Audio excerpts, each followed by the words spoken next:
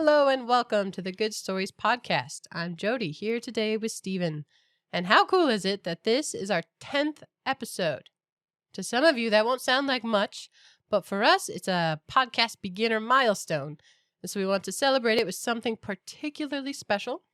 So what else could we talk about today but the best possible introduction to Middle-earth, The Hobbit? Bilbo's Adventure was my first real reading of fantasy stories as a kid. And the first time, something in me recognized that there were deeper layers to the story, more than I understood when I was reading it, but really an awareness that there was more there, along with the fun of it. And I get that feeling again every time I read it, every time. There's so many layers, and it's great no matter how you read it. And even more so with the Lord of the Rings trilogy that follows later. So to say I'm excited for today's episode is kind of an understatement. I do love Bilbo, and true love lasts a lifetime. So we wondered if we should even bother with a plot summary on this one, as so many people are at least familiar with The Hobbit. But then I realized that while I've read this book at least a dozen times, there is no part of me that would be even a little bit bothered hearing about it again, especially from people who love it like we do. So if you haven't read it or aren't familiar with it, no worries. We're happy to share the story. And for those of you who already do know it and love it, I hope you're excited to walk through it again and maybe nerd out a little on some of the details. So, brother, for all of us who want to hear it again, or anyone who might not already know, what is a hobbit? A hobbit is a wonderful, wonderful thing. They are small. They are 2 to 4 feet tall. They live primarily for the joy of growing food and eating it. They are happy. They are simple. They are gluttonous. They are wonderful.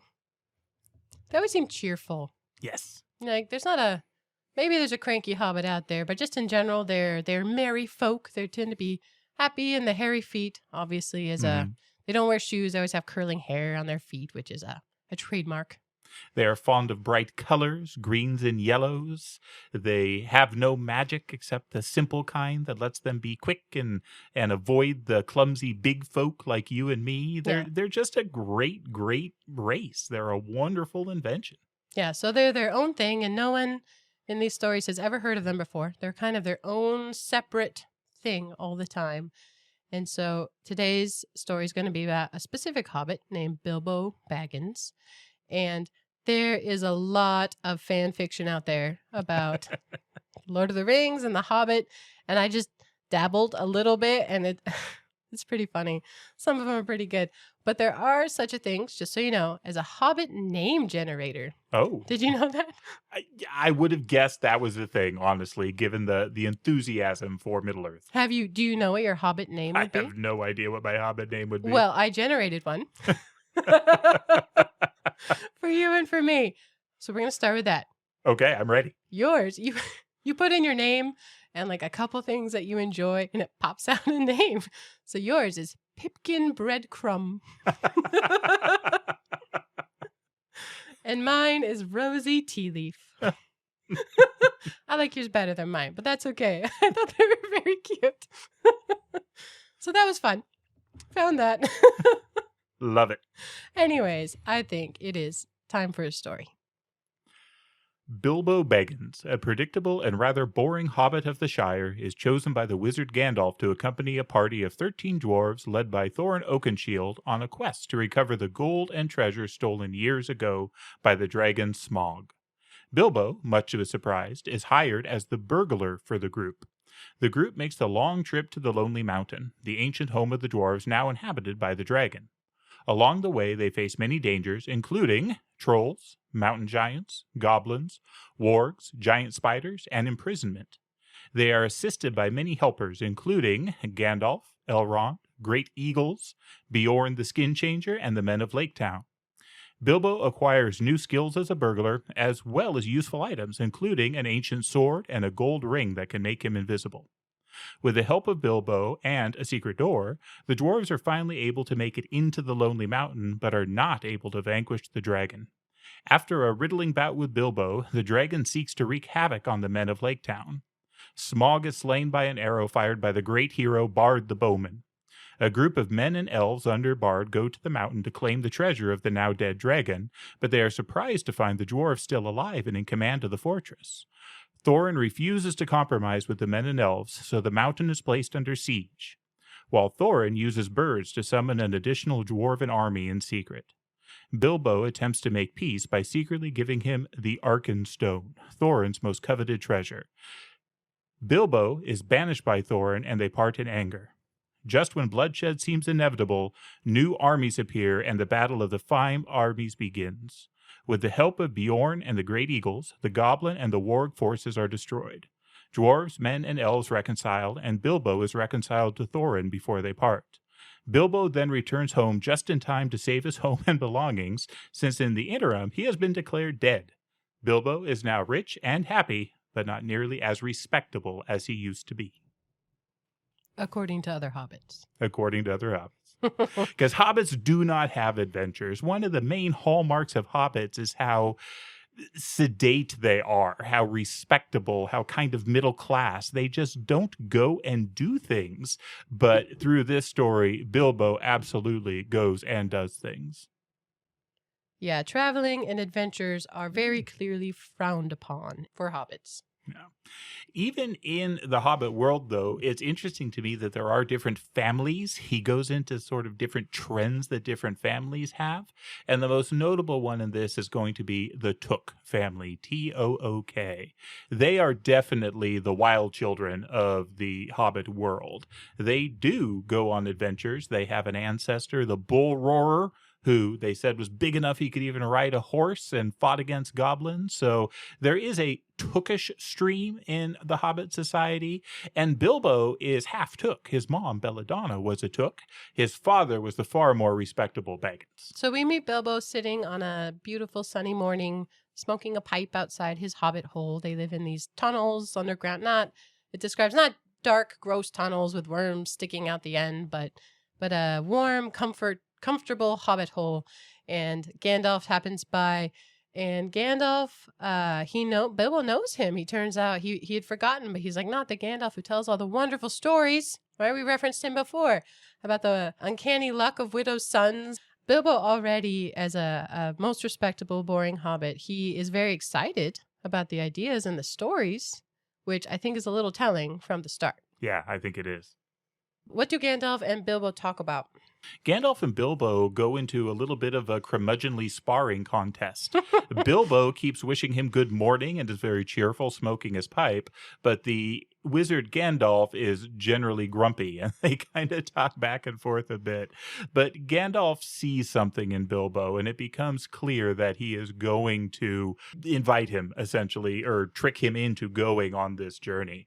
Bilbo invites Gandalf to tea and then heads inside, rather flustered. He eats and drinks to calm himself down. Sure, yeah. Gandalf, meanwhile, makes a mark on the beautiful round hobbit hole door, and that's really where all the craziness starts. Yeah, I like the words that get made up in the story. There's a lot.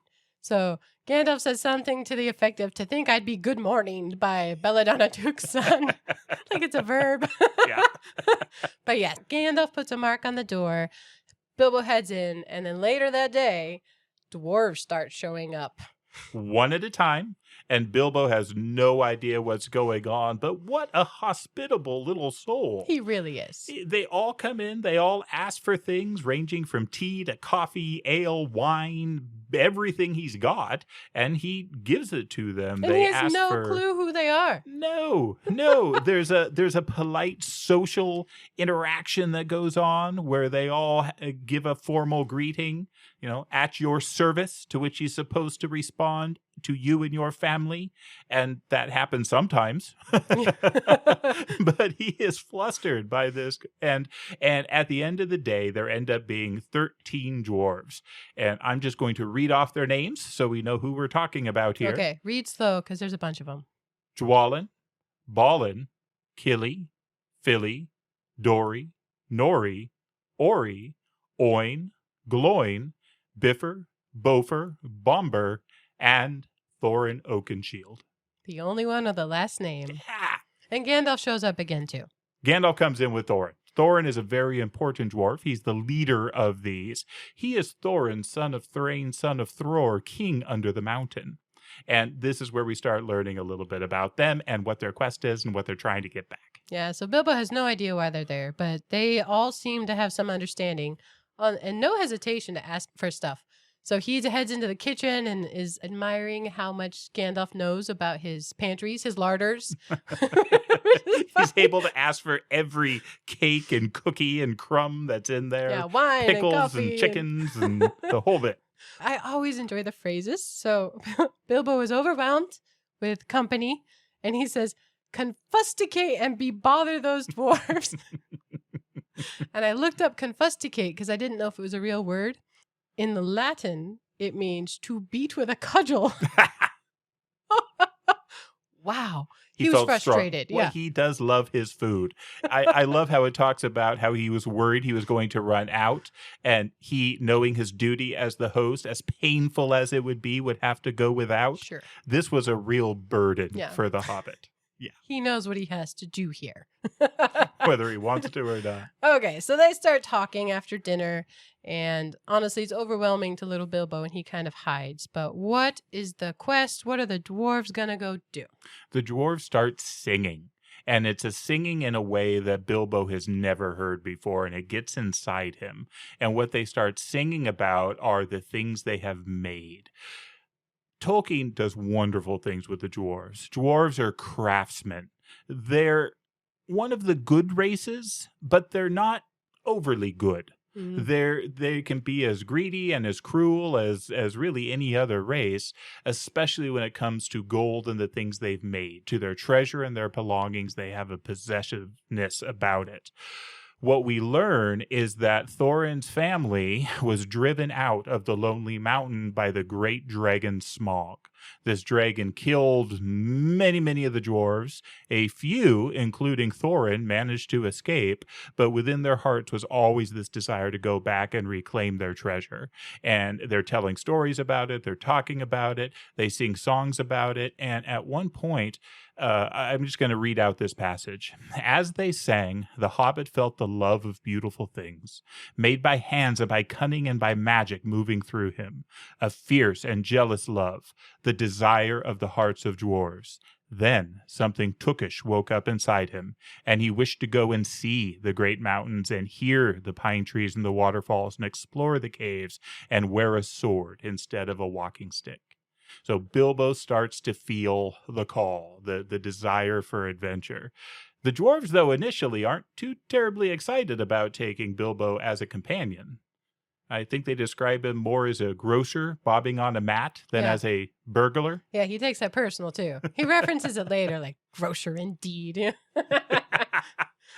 I enjoy Gandalf's description. He's like, yeah, I tried to find a hero, but there's none to be had around here, so you get a burglar. It'll work. This is gonna work. Gandalf also says he picked Bilbo for his own amusement, but to be really good for Bilbo as well. So like I said, when I first read this, I just thought it was a really fun story. Makes me laugh sometimes. There's poignant moments. Even as a kid, I got that. But this time, reading through this idea that stuff can own you struck me over and over, because it's true of Bilbo too. Yes. So the dwarves sing about something he already feels. He feels it about his comfortable hobbit hole and his food in the pantry and the comfort, his pipe and his pocket handkerchief that comes up over and over. And he has that too. It's a recurring thing, and we'll talk more about it, but that really hit me this go around, that it's not just the dwarves who love the stuff that they've made. I think that's a really good point. One of the other things I love about this scene and this part of it is Bilbo was just such an unlikely companion for them. Why? Why would they take him, and why would he want to go? The reason why they're looking for another, you would think that whole list of dwarves I read would be enough. The problem is there are 13 of them. An unlucky number. And they need a 14th. Gandalf is a 14th, but he's not going to stick with him. He's there to help. He's willing to be part of this for the moment, but he has no plan, and the dwarves are under no illusion that he's going to go with them the whole way. So they need a 14th as to not be an unlucky number in their group. It's funny. I always think of 13 as a lucky number. So that's always a little jarring to me. But yes, Bilbo makes the luck, and luck comes up over and over in this as well. Bilbo has an uncommon amount of luck. It's almost a comparison of luck versus cleverness, but that's coming later. So yes, he's prompted by this song and he feels drawn to participate, at least in the conversation, and be like, hear, hear. And they're like, hear what? He says, well, tell me more about remuneration and what's in it for me. Meaning, what am I going to get out of this, and will I come back alive? Yeah. To sum up, it's a reasonable question. The answers are not encouraging, No. although the wealthy's promise is extravagant. I mean, he's offered a 14th share in the treasure of the dwarves, which, assuming they can get it, is an amount of wealth to stagger the mind. I mean, it really is a lot, but Bilbo doesn't know that. He's got no clue really what he's getting into. And the night goes on and it goes long and everyone orders breakfast. And he washes up alone, which is very rude. As you say, dwarves can be good, but they can also be pretty selfish. Indeed. It's both. Bilbo does decide, though, that he's not going to set an alarm or anything and get up early to cook for them. So he doesn't. So the next morning he wakes up and everyone is gone. And he's mostly delighted by this, although he's a little disappointed. He's surprised that he's a little disappointed that everyone has left. This just cracks me up. He eats 2 breakfasts. He's working on clearing up his second breakfast when Gandalf pops up again and says, hey, they're waiting for you. You've got 15 minutes to get down there. What are you doing? He says, great elephants. You have never dusted the mantelpiece. It's at like 10:30 a.m. on a Thursday morning. So from the time I was a kid, I remember thinking, well, that's not fair to expect him to dust. Right? Like in the morning, that's just what you do first thing, like brushing your teeth. That has not been on my agenda. Gandalf doesn't even have a house. I think that is wildly unfair. And great elephants is just a great phrase. Great elephants. And it occurred to me, Bilbo wouldn't know what an elephant is. No, no. Someday we'll talk about Olifants, but we're not there yet. Yeah, Gandalf's like, they left you a note. Here it is. And okay, all travel expenses are covered. Thorin's a very wordy, very pompous in his presentation. They talk about his style of presentation. Yeah. Gandalf says, go now or you'll miss it. And he does. He runs out the door without even a pocket handkerchief. But he makes it right on time, and the dwarves celebrate his arrival. You did it! Right on time, on the nose. And off they go on a little pony for Bilbo. I'm guessing there were some bets placed between the dwarves, so some of them lost money. I think you're right. Yeah, yeah. So I was reading about a thing called the monomyth, but it's called other thing, the hero's journey, and basically a framework that there are traditional stages to a hero's adventure. And in one of the books by a guy named Campbell, printed in 1949, it was called The Hero with a Thousand Faces. Haven't read it, but I read just a summary. There are 17 stages in his book. Have you read that one? I have. Is it good? I'm not a huge fan. That's a lot of stages. Joseph Campbell is somebody who is worth knowing about, and the idea of the monomyth is definitely something worth knowing about.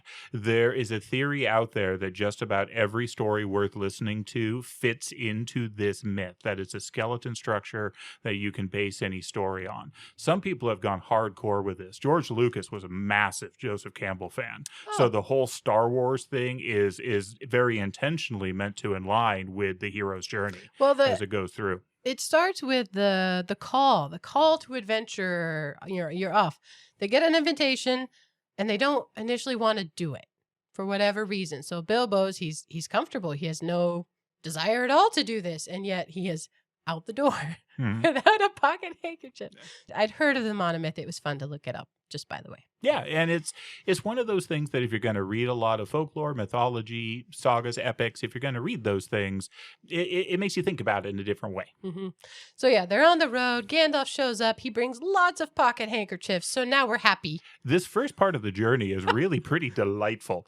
So Bilbo is enjoying it. They don't get to eat as often as he would like, but essentially they've got ponies. They're just riding along the way. The roads are good. The weather's fine.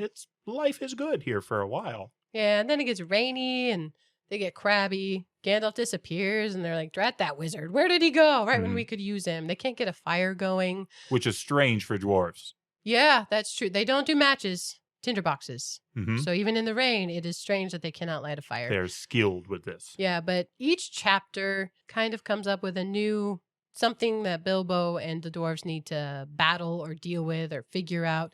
And this one, they see a light across in the forest, and they're wet and they're cold, and they see a light.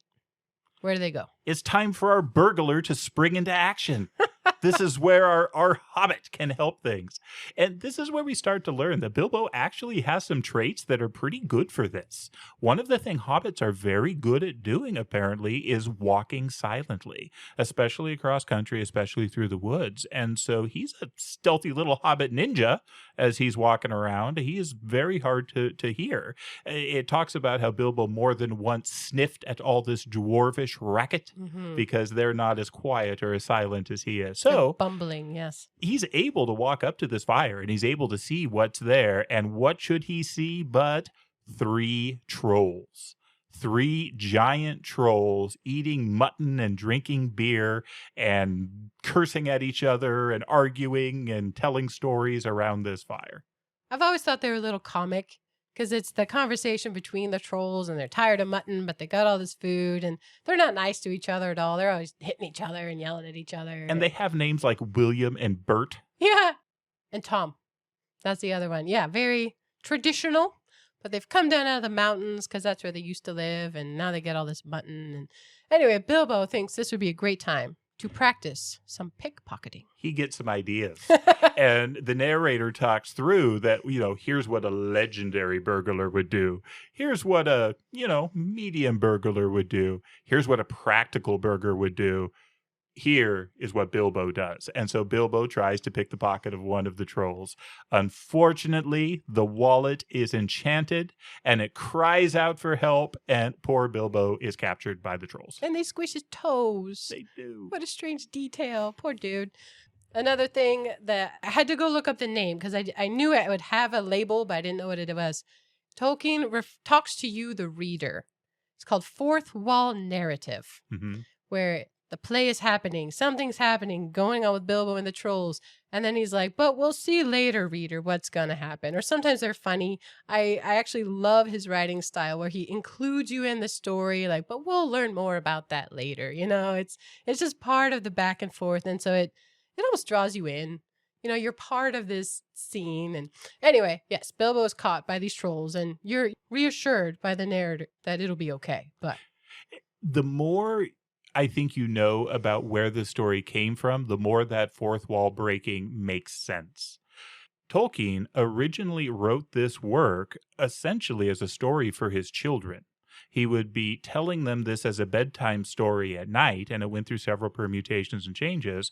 But a lot of these back and forth and things are things that you would tell to your child as you're telling the story. And so we get wrapped into that and absorbed with it. Yes, I am afraid trolls do behave like that, talking about how bad they are to each other. Bilbo's stuck up by his toes, and one of the trolls is full, so he's like, let the little beggar go. And the other one's like, no, I want to know. So he asks Bilbo, what are you? And he says, well, I'm trying to say burglar, a hobbit. A hobbit. And this goes on for a while. And then he asks him, are there any more of you hobbits out there? And he says, yes, plenty. Oh, no, because he remembered he's not supposed to give away his None at all. He's new to this. Yeah. He's still learning. And this confused the trolls, because what do you mean by plenty and none at all? Before Bilbo goes to investigate the fire, the dwarves don't just leave him totally on his own. They give him some advice on how he can summon them for help, where he is to screech twice like a hoot owl and once like a barn owl or something like that. And Bilbo gets rushed out of there before he can say he doesn't know how to screech like any sort of owl, let alone the specific ones. Uh-oh. The dwarves, though, are tired of waiting, and so they start to show up. First dwarf pops his little head again. up. Mm-hmm. Always in ones and twos. Yeah, never the whole group. And they show up, and the trolls nab them in a bag. They've got bags, and they pop them over the top of them, and now they understand what he meant by yes, lots, and no, not any, because no more hobbits, but lots of these dwarves. And so the dwarves in ones and twos start working their way up. Yeah, Thorin gives them trouble, but then they got them all, and then they start arguing. they'll figure out how they want to cook the Hobbit and the dwarves, and then a voice will argue and be like, no, let's not do that. Let's do it this other way. And then it starts back up. Mm-hmm. And The they start argument keeps arguing going again. round and round and round and round until finally, what happens next? How do they get out of this? So dawn comes and the voice says, turn to stone, basically. They cannot be out in the daylight or they turn to stone. And it turns out Gandalf had been there, saw they were in trouble, and so he jumped in with an argument sounding like one of the trolls to keep them fighting. The stone trolls now are no threat at all, and the dwarves are really grumpy with Bilbo. Yeah. But Gandalf points out that they must have a cave nearby because they have to have a place to go. So they go seeking, and they find this cave that has some reasonable food in it and a bunch of treasure. And my favorite part about this, though, before they're looking around trying to get into the cave, and Oh, Bilbo says, would this help? And happens to hold up a key That's right. that he found on the ground. Again, luck. So with Gandalf, we certainly see cleverness. Gandalf is brilliant. He's good in situations.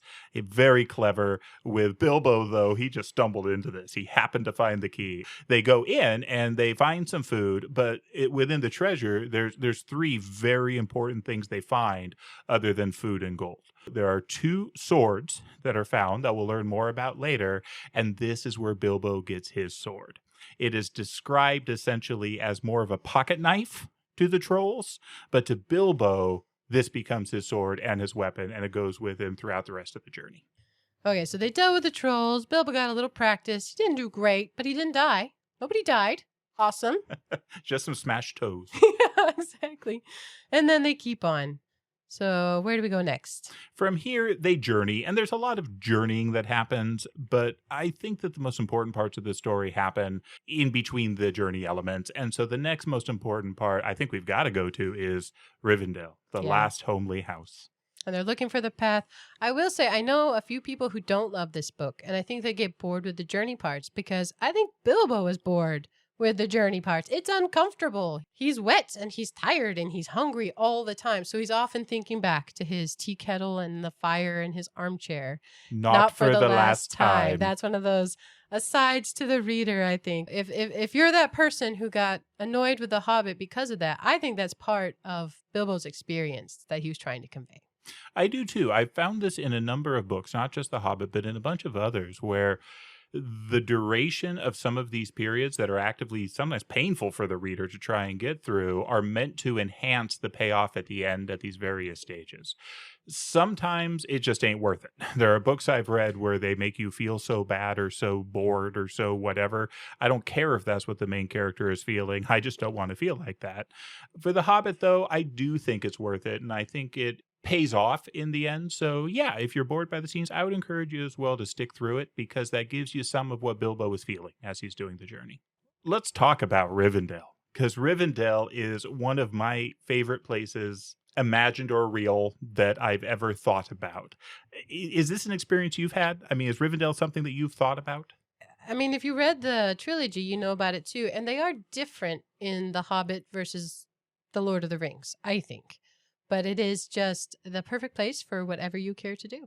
And let me read a couple quotes of this. And this also ties into what we were just talking about the journeying aspect. So this is as they've come to Rivendell, again, the last homely house, which I love that phrase. Now it is a strange thing, but things that are good to have and days that are good to spend are soon told about and not much to listen to, while things that are uncomfortable, palpitating, and even gruesome may make a good tale and take a deal of telling anyway.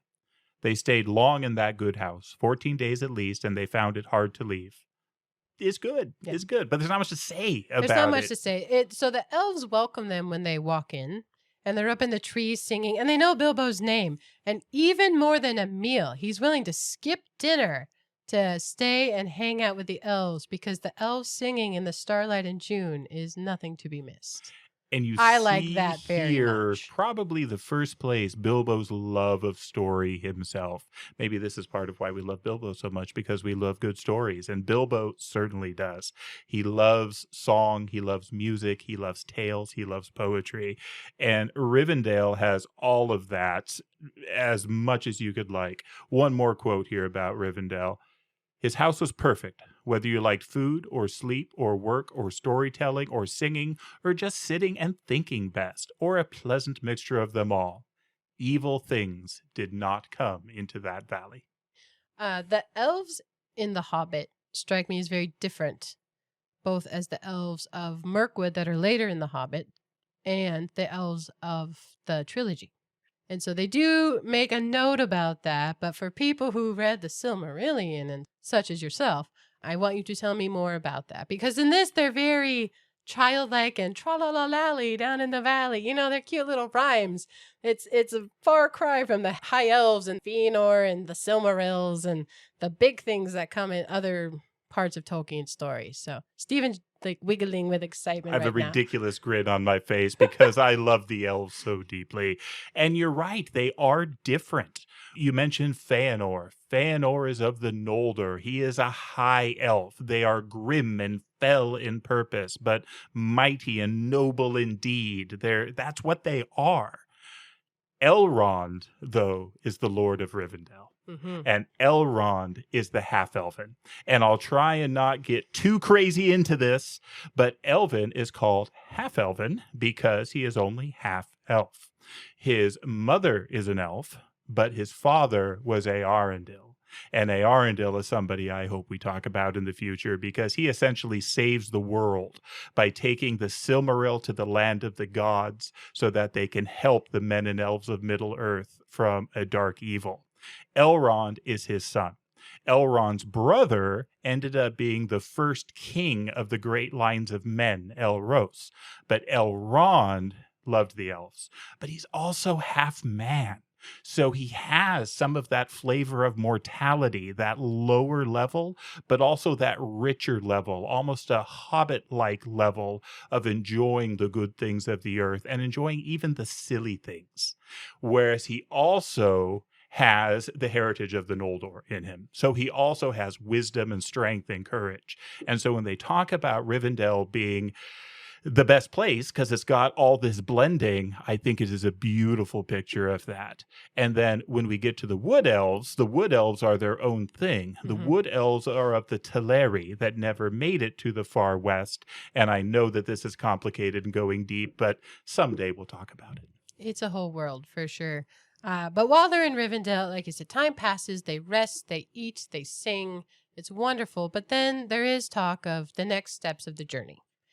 And I love what pulls Bilbo out is the maps. Yes. He loves maps. This is just a cool detail about Bilbo. And one of the asides is he knows a lot of stuff I haven't had a chance to tell you about yet. One of them being maps. Gandalf, I think, pulls it out. Is that right? Gandalf is the source of this map. We skipped over this in the initial meeting between the dwarves and Bilbo. Gandalf is always off on adventures. He's always doing dangerous things in various places. And on one of his adventures, he discovered Thorin's father. So I said earlier, it is Thorin, son of Thrain, son of Thror. Well, he saw Thrain in a dungeon, and Thrain was quite out of his mind at the time, but there were two things he remembered. One was this map he carried with him, and the other was a key. And so both of those were returned to Thorin at that first meeting. And it is this map that Elrond is now looking at with them, with Bilbo peeking over the table because he loves maps. And Elrond is holding it and reviewing this map because he is wise. And suddenly, some moon runes appear on the map. How cool is that? It is Midsummer Night's Eve. And a moon rune, as Bilbo helpfully asks, what's a moon rune, can only be written in a silver pen under the light of the moon and can only be read if that moon is again shining on it. So there's a discovery that gets found.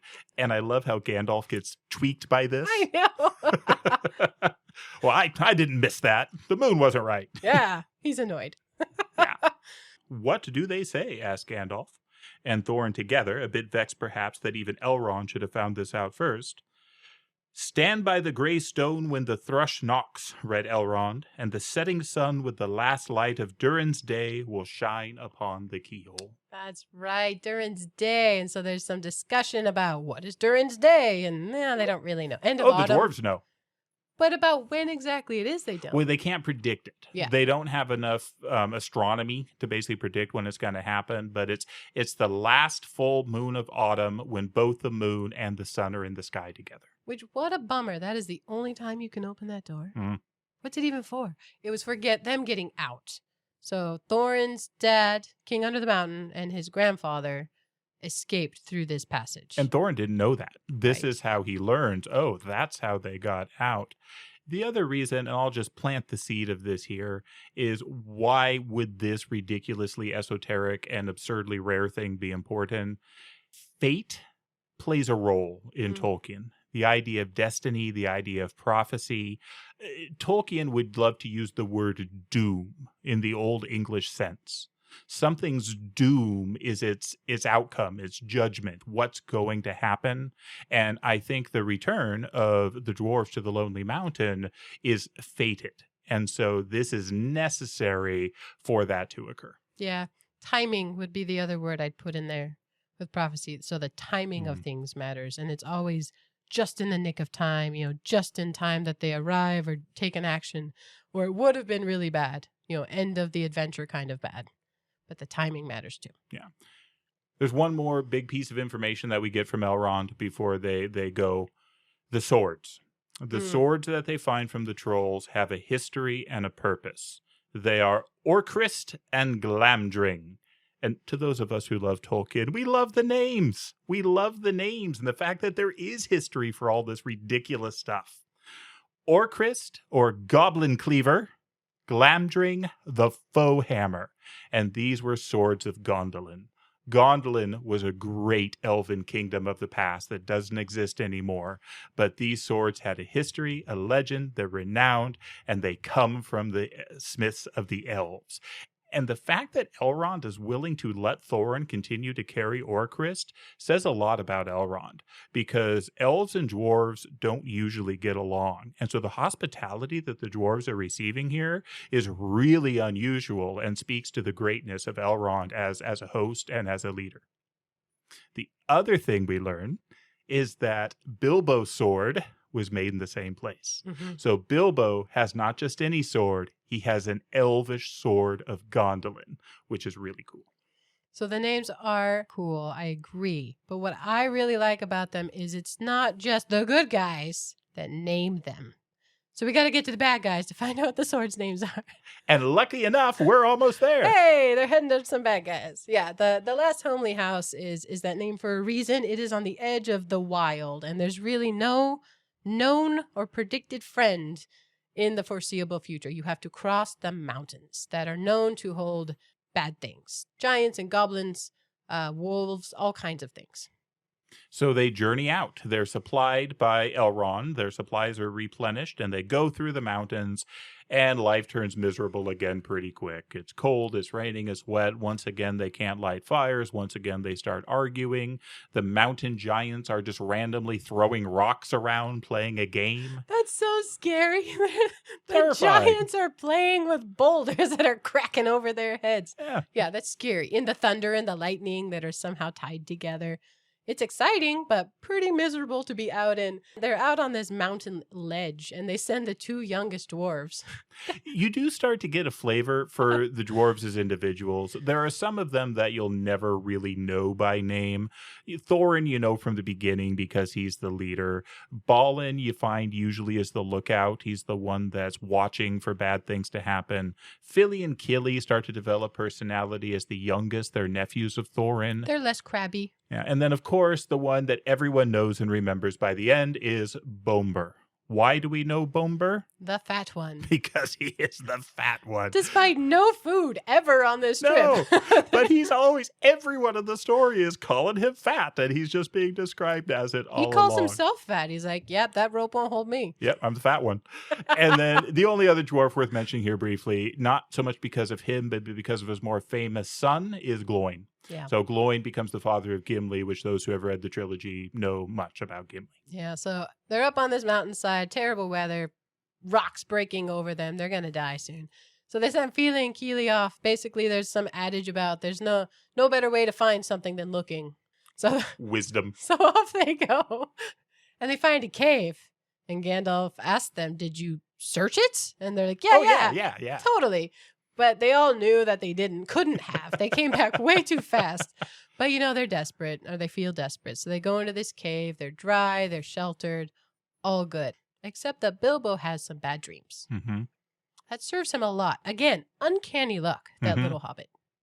He does not sleep well, and he dreams about a crack opening in the back of the cave and goblins coming out and capturing them. And the reality is it's actually happening. But Bilbo, since he is sleeping fitfully, is able to wake up and let out a manly, heroic shriek. I mean, it's little. I guess it's not manly or heroic, Because but he's little. it does the job, though, because it wakes up Gandalf. And Gandalf is a good person to have when you're in trouble. So there's a great flash of light. Some of the goblins fall down dead, and Gandalf is gone. The dwarves and the Hobbit, though, are taken completely by surprise and are carried by the goblins down, down, down into the mountain where they meet the Goblin King. And they're being interviewed by the Goblin King. And Thorin is saying, we didn't mean to encounter goblins. We're not trying to cause you any trouble. And one of the goblins who captures them says, oh, yeah, what about this? And he pulls out Orcrist. And what happens then? Oh, they freak out. Yeah, they know it. They know it. So I can't remember which is which, but I think Orcrist is Beater. There's Beater and Biter, and I Beater can't and remember which is Biter. which either. So the Gandalf sword and Thorin's sword. The goblins know them and remember them from, a century ago, maybe more. I don't know the time frame, but Beater and Biter. On sight. They know it on sight. Yeah, so they go crazy, but Gandalf is awesome. And so he shows up, puts all the lights out off by magic, and he kills the head goblin. Mm-hmm. And they run. And Dory, I think it's Dory. Being a kind fellow, picks up Bilbo to help him keep up because he's got tiny legs. He cannot run as quickly as the dwarves. Yeah, but they're running in the dark, and the goblins, the orcs, they're the same thing. Took me a while to figure that out, but same thing, goblins, orcs. They're running in the dark, they keep creeping up on them, and finally the orcs catch up. But they learn with these swords that they glow when there are enemies about, which is just a really cool detail. I mean, it's not magic exactly, but it is enchanted, and how reassuring would that be to know that people who held these and made these created something that could fight evil in such a way. Yes, I love it. So anyway, the goblins sneak up on them at some point. It's dark, the lights go out. Dory trips and Bilbo hits his head and he is out, knocked out cold. Which brings us to Riddles in the Dark. In many ways, for the entire Tolkien legendarium, at least of the Third Age, this may be the single most important scene that there is. In The Hobbit, it's kind of just a convenient thing. It's funny, just the something number that of the sort of age. happens. I didn't know it was the Third Age. Oh, yes, it's the Third Age. What happens here is Bilbo is on his own. He wakes up in the dark, and the narrator goes through a fairly elaborate description of the fact that, it's not as bad for him as it would be for you and me, because hobbits are actually used to being underground. They recover really well from beats, bruises, knocks on the head like he had, and actually he's better equipped for this situation than we would be. And so Bilbo is there, he starts to think through things, and he starts to move, and as he's scrambling along with his hands on the ground, what should his hand encounter but a metal ring, which he thinks nothing of, but grabs it and puts it in his pocket. I do like that as he's sitting there and he's alone in the pitch black dark, no friends, no food, no gear, no nothing. He's feeling about, looks for he's okay, all right, and he feels for his pipe. Not broken. Hey. That's something. That's all right. And I think he finds some leaf. We're looking Even good. better. But no matches. And that crushes him. He is just thrown to pieces by them. But this resonates with me. You feel like you're on your way up, and no, he's crushed.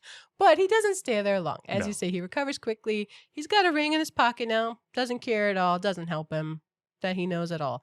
So he makes his way and he picks the direction that seems the most likely to be a main highway, and down he goes. And down he goes, and he discovers Gollum. I'm not going to do the voice. When I first read this, the voice wasn't a thing at the time. Please don't. But Gollum is a wonderful character. Yes. In The Hobbit, he's this just mysterious monster who's living at the bottom of these mountains. He's living off of fish that he fishes up from this lake that he lives on a slimy little island in the middle of. And then when he gets the chance, he'll go up and he'll kill a goblin and he'll eat the goblin. It talks about how he doesn't have many possessions. He's got, a sharp tooth that he uses to sharpen his fangs. Then it talks about his precious, right? His birthday present, which he talks about his precious. Which he talks about. So yeah, he comes up on Bilbo hissing and golluming his way, and he had a goblin earlier, so he's not hungry. So they have a chat, and it is funny how similarly they talk, since Gollum's a slimy little monster, and Bilbo's, this chubby, happy little hobbit. In comparison, it's funny though, because they have a game, an antiquated game of mutual respect. But of riddles. A riddle game. I love it. It does help that Bilbo has his sword. It does. And so the sword is stopping Gollum from just jumping on this guy to begin. And as you said, he's full.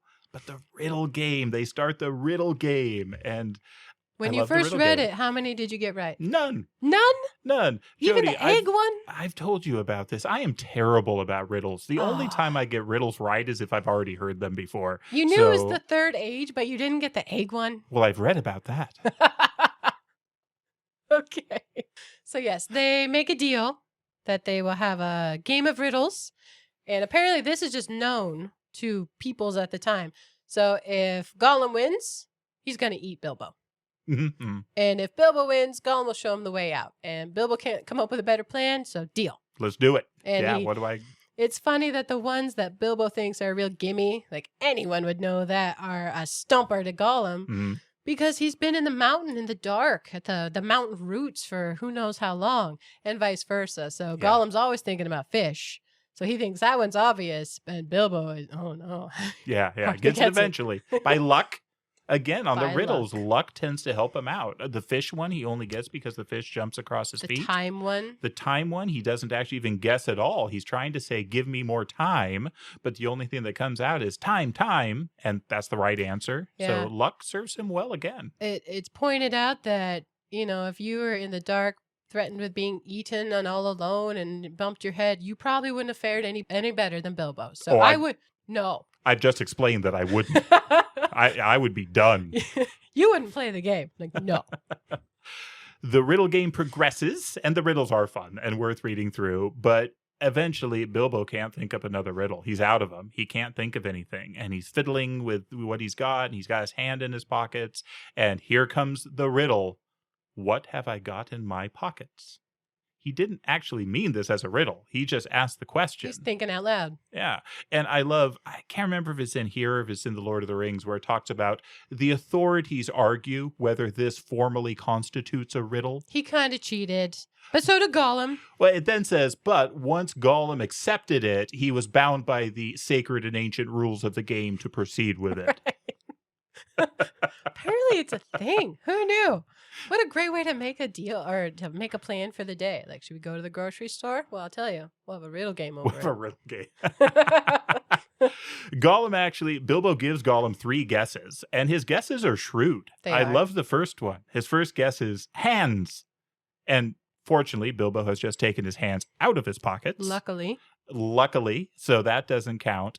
And then string is another guess. Nothing is a guess. He doesn't get it. And Bilbo says, hey, you need to take me home. And then what happens next? Yeah, Gollum sneaks off to go find his birthday present that he references, and it's the ring. So the ring makes the wearer invisible. Which we learn now, because it tells us, and Bilbo slowly learns over the next few minutes. Yeah, so Gollum is going to get it because it's the way that he easily and safely captures things to eat them, to hide in general. He doesn't want anyone, but it's gone.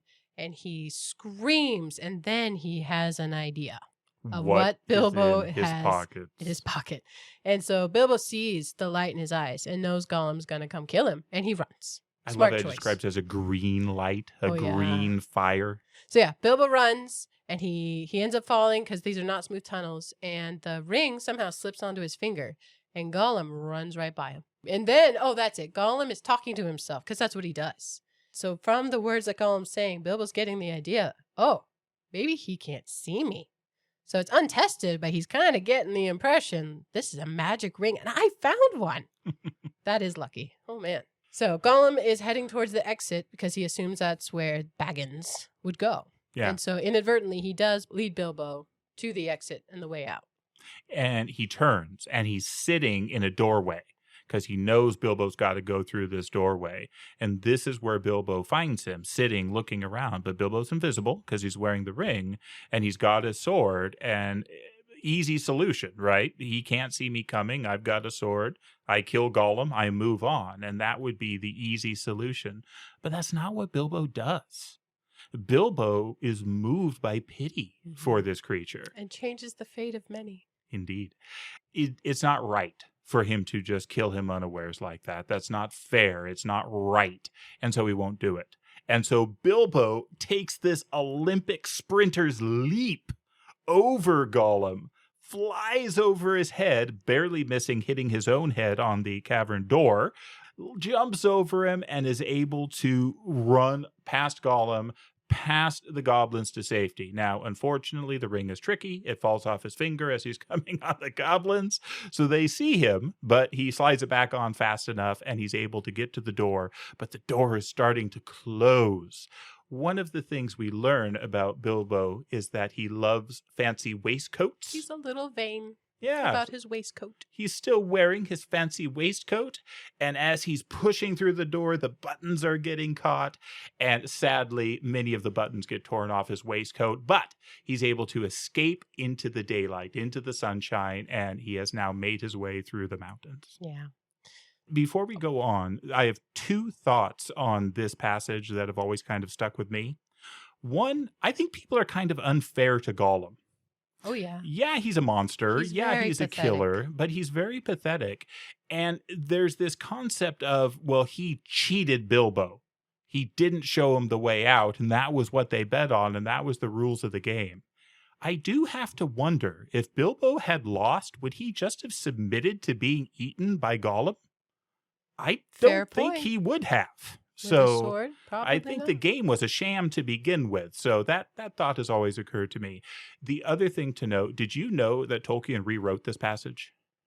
I think so, after the trilogy came out, right? About the ring? Yes, because this is the ring of power. But when he first wrote The Hobbit, it was just a magic ring. It was a ring that made him invisible, and it was a useful plot device. And when he first wrote this passage, that was actually the bet, was that Gollum would give him the ring if Bilbo won. And so the ring was given to him, and that's how he got it. And so it was originally very different. Tolkien is a genius, and he does this master flex on this in The Lord of the Rings. When Bilbo, it describes him as having two stories, what he told the dwarves about how he got the ring, and then the real way he got the ring.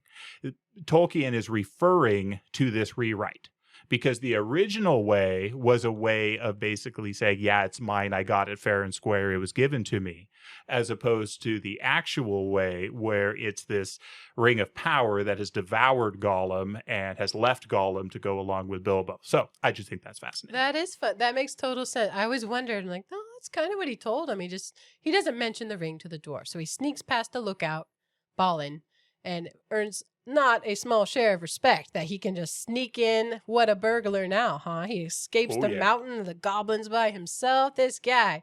So Gandalf looks at him a little weird, but But yeah, he does not mention the ring to the dwarves initially. And so I always thought they were referring to that. But it is phrased funny in the Fellowship. Mm-hmm. So no, that makes total sense. Brilliant. The guy. Genius. He's amazing. No argument. It's funny to know that he rewrote it because the details are still different. Because the ring in this one, you still cast a shadow. Yes. It's funny that even though he rewrote it, he left that in. I'm sure he had a reason. Seems like he had reasons for lots of stuff. Or it bothered him. It really bothered him. But he just, couldn't get it done. Fair enough. Okay, so they have escaped, but the phrase comes out of the next chapter called "Out of the frying pan and into the fire." Bilbo is a big one for phrases and adages, which might be part of why I love him. And many of the things he says and does become or are proverbs, basically. Mm-hmm. What happens next? The goblins are not too happy that the king goblin has been killed, and so they come out, and they come out after them. The goblins have allies. It's not just the goblins. The goblins partner up with the wild wargs. They're wolves. They're wolves. Giant wolves, massive wolves that can talk and are smart and intelligent. And so now you have goblins and wolves and goblins riding wolves that are chasing down the company as the company is running away from them. And so they flee and run. They try and put them off the track. And eventually, though, they're caught and cornered and they end up climbing up these giant trees. The luck versus cleverness thing, the goblins are described as very clever. They make things with fire and machinery, and so they are very clever, as Gandalf is described as clever. So they basically have a fire battle. Yeah. They're in the tops of these trees, and Gandalf is throwing flaming pine cones at these wolves. He's so cool. Tearing each other and apart. And they stick to the wolves, and they're different colors, and he's being awesome. But as you said, the goblins are clever. There is fire, and there are dwarves up in trees. So all of a sudden, they start pushing the fire to the tree. Yeah, they understand how fire works, and they make a fire break. Poor Bilbo, he's stuck on the ground. Dory saves him and just barely manages to escape from a warg biting at him. Otherwise, Bilbo would be gone so many times, like just in the nick of time. But it does introduce some of the coolest creatures in all of Middle-earth, the eagles. Yes. The mighty eagles of the mountain. And in this one, we get a glimpse of them. They show up in other places, famously in The Lord of the Rings. Even cooler, though, when you read the Silmarillion, which I just hope everyone does. Manwë, the Lord of the Valar, the eagles are his people. The Silmarillion is a big ask, It's brother. daunting. It is basically the Bible of Middle-earth. I mean, languages and history back to the beginning of the creation of Middle-earth and the stories with it.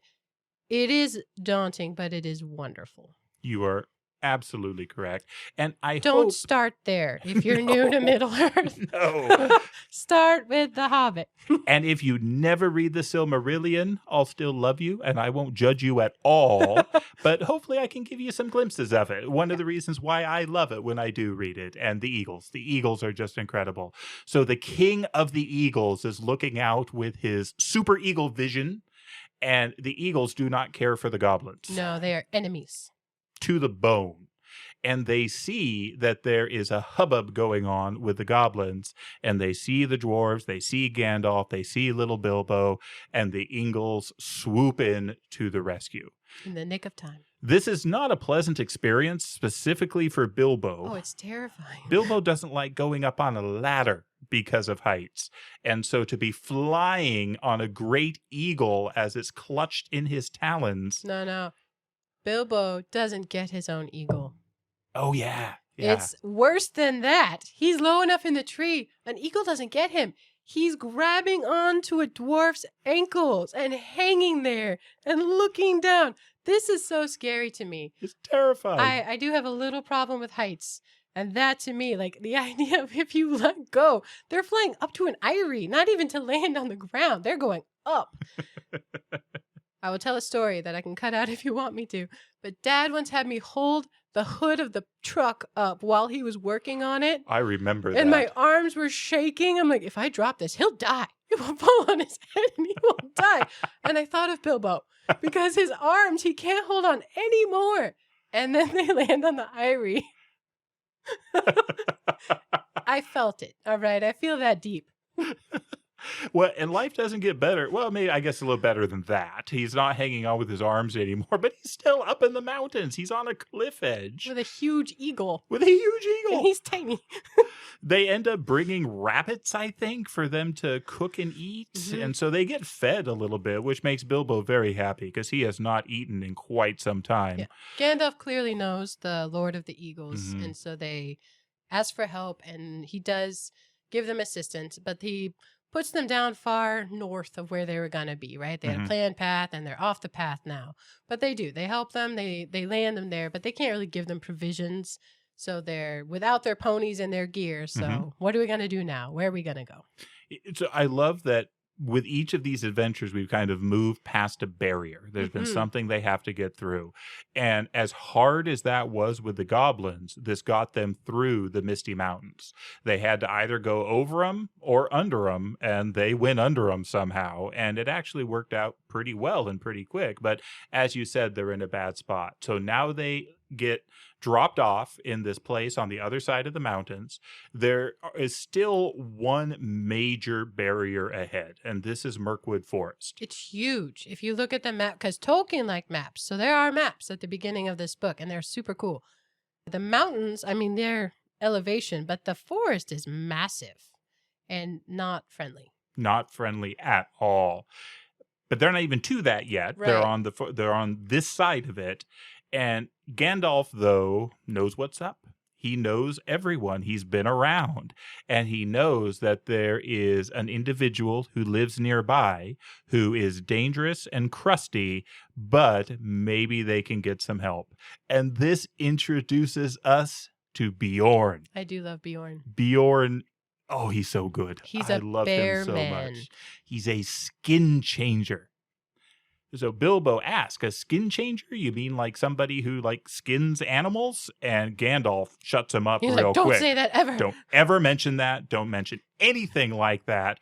He changes his skin.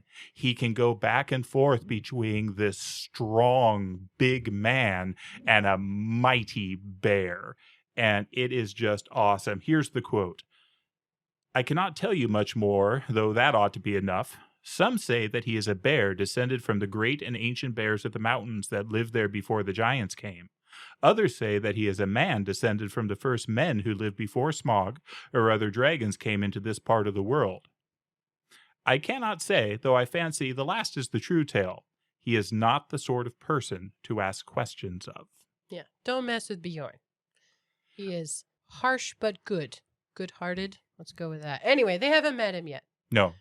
But Gandalf has a plan. He thinks he knows how he can get some help from Bjorn.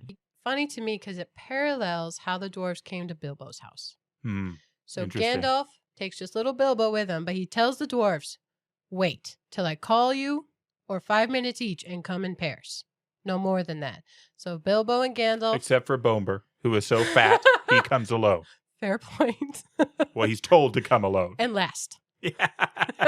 Bomber actually yells at this a little bit. He does not like that. He's insulted, to which Thorin responds, as you would expect, well, you shouldn't be so fat. So kind. Gandalf and Bilbo start walking towards Bjorn's house. And Gandalf doesn't know Bjorn. He knows of Bjorn. They see some horses who look very intelligent and they run off. And so Gandalf assumes they're going to let their master know that he and Bilbo are coming. And Bjorn is outside and looks like a bear of a man outside chopping wood or something. And basically Gandalf entices him with their tale. The good story pulls him in because who doesn't love a good story? Bjorn's like, well, come on, I'll see if it's true. So he invites him in and Gandalf very cleverly, truly, he tells the story where, well, a few of us were waylaid by goblins. He's like, a few? I've never heard two called a few. He's like, yeah, there are more. We didn't want to come all at once and, descend upon you like that. He's like, well, bring them in. Then the next pair of dwarves show up and they offer their service. They're trying to be polite. And Bjorn's like, shut up, sit down. Stop offering me, sir. I'm listening to a story. And then Gandalf progresses. And each time he tells a bit of their story, he ups the number. So several of us were on our way. He's like, whoa, several. Are there more of you? And then another two come in.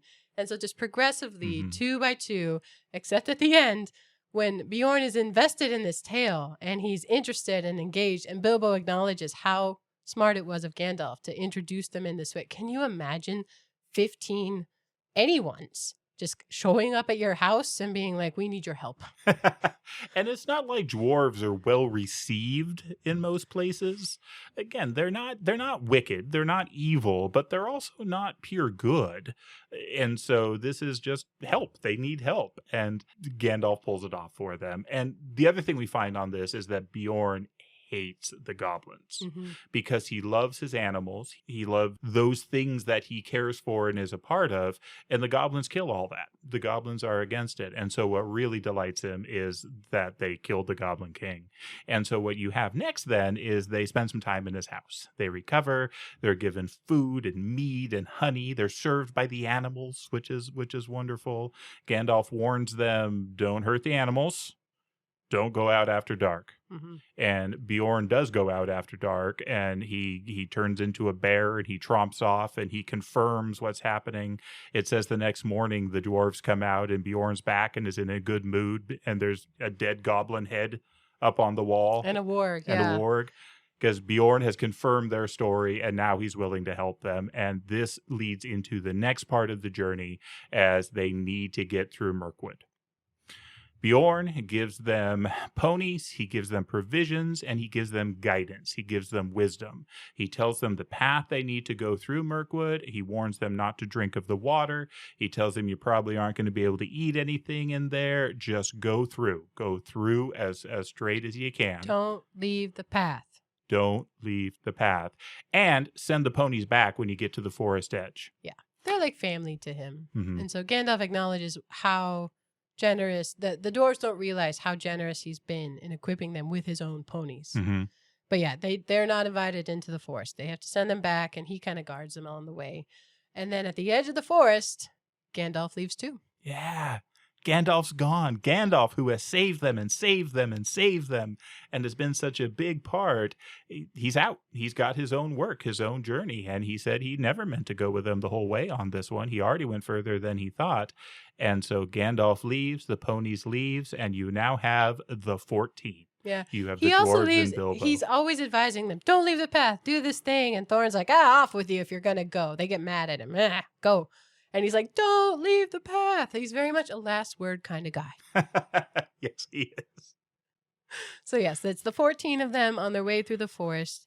And it is dark and depressing. Like they talk about the feeling of the forest, and no light can come in through the trees. And it's just dark and dank. And Bilbo, this is really, I think, where Bilbo starts to show his mettle and that how much he's changed inside his own character and thinking. And he's known now as the one with the sharp eyes. So they're trying to cross the river. They're warned about the river. Mm-hmm. And he sees a boat and they figure out how to cross. All sorts of adventures happen in the forest. So the boat is a good example where they're able to cast a grappling hook and break it off the other side and go across. But unfortunately, one of the dwarves falls into the water. The fat one.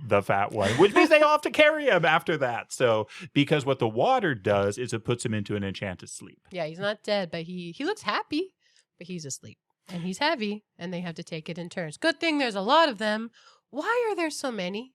Have you ever wondered why he picked that many dwarves for this tale? Was it just so there's enough of them to carry Bomber when they get to the forest?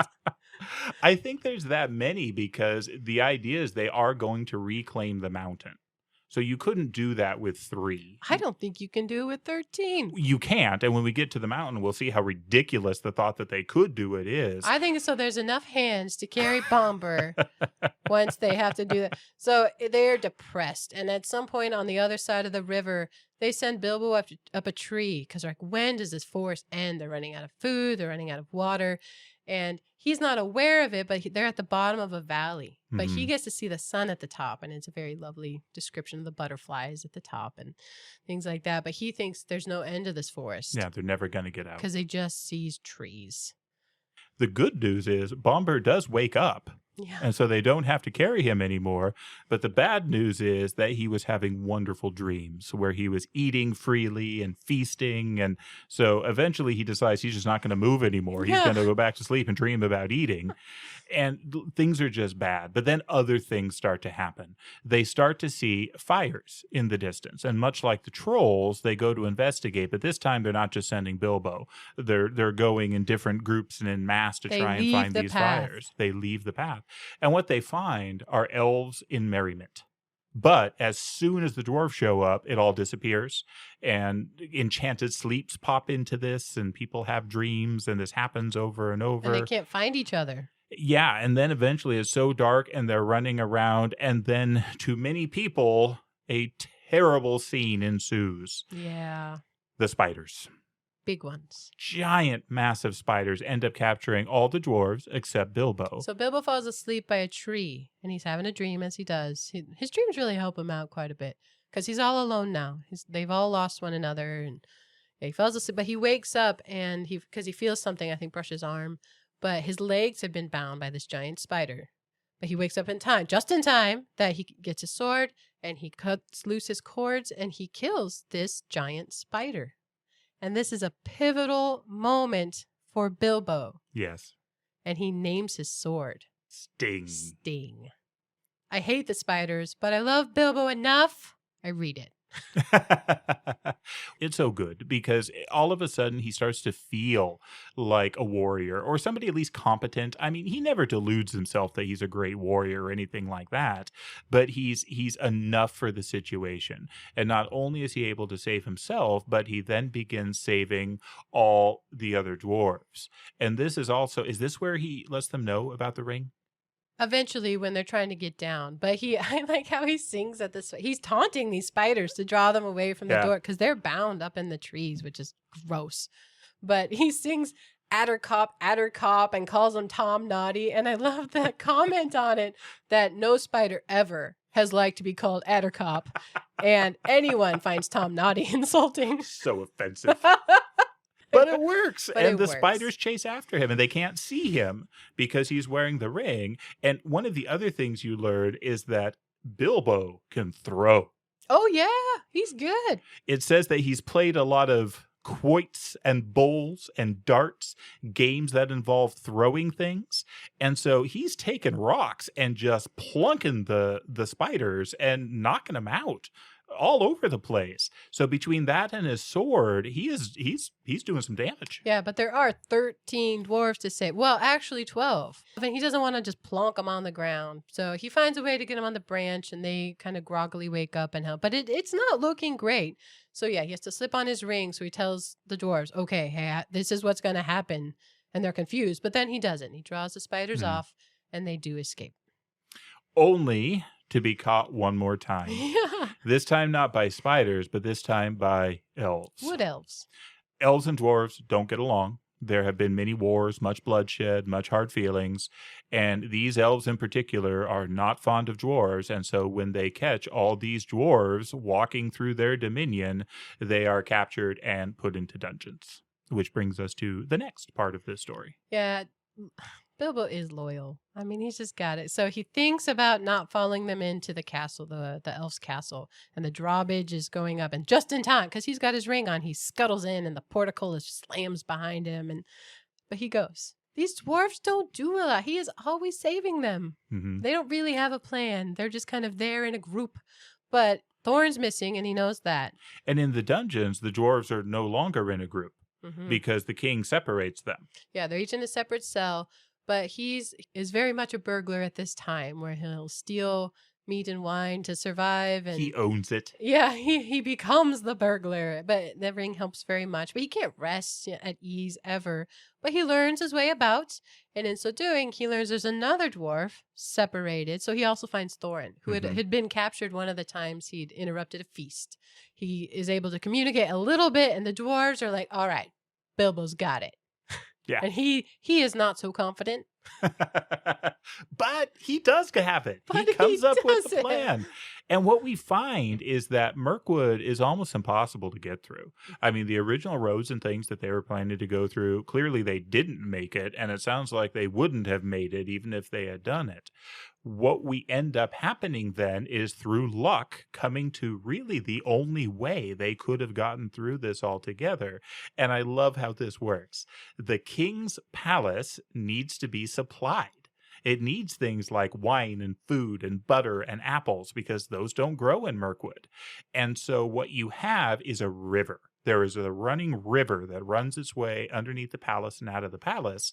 And this is where they are supplied by things, usually by barrel. these barrels of goods get floated down to them. They pull up the barrels, they use them, and then when they're done, they drop the empty barrels down and they get floated back downstream to where they get refilled again. And this is the way the economy goes. Bilbo discovers this. He discovers that there are these barrels that are going in and out, and he hatches a plan to free the dwarves. There's a butler and the captain of the guard are the two friends. They have some drinks together and they fall asleep because it takes a lot, apparently, to put an elf to sleep. But it happens. Well, he explains that. This is wine that is potent and meant to be watered, and they're drinking it straight. This is actually a throwback to ancient Greek and Roman tradition. It was considered that only barbarians drank wine straight. You were required to water your wine, and, well, these elves are not watering their wine. Yeah, so they're asleep on the table. He steals the keys, burgling again. He's getting good at it. He lets each of the doors out, and they all have questions, and he's like, be quiet and come with me. Because he can't make them invisible. And there's so many of them. But they get down to the trapdoor where the supplies and the barrels go in and out, and the dwarves are not happy about it whatsoever, but he packs them up like they're goods in the barrels. Packs them in. He does the best he can to make sure that they're watertight and packed in there nice, but it's not going to be comfortable. And he even kind-heartedly returns the keys to the belt of the prison guard because he knows he's going to get in trouble. But it is kind-hearted. And so there's some grief from the elves when they come to tip the barrels in. Like, these are still full, but, it happens, and they're plunking into the water one at a time. And they're all trying to get back to a feast. Yeah, they're looking to get this done. But Bilbo then realizes the fault in his grand plan. And it's another one of those things to the reader. Wall, yeah, where it's like, you probably saw it a while ago, but he was busy.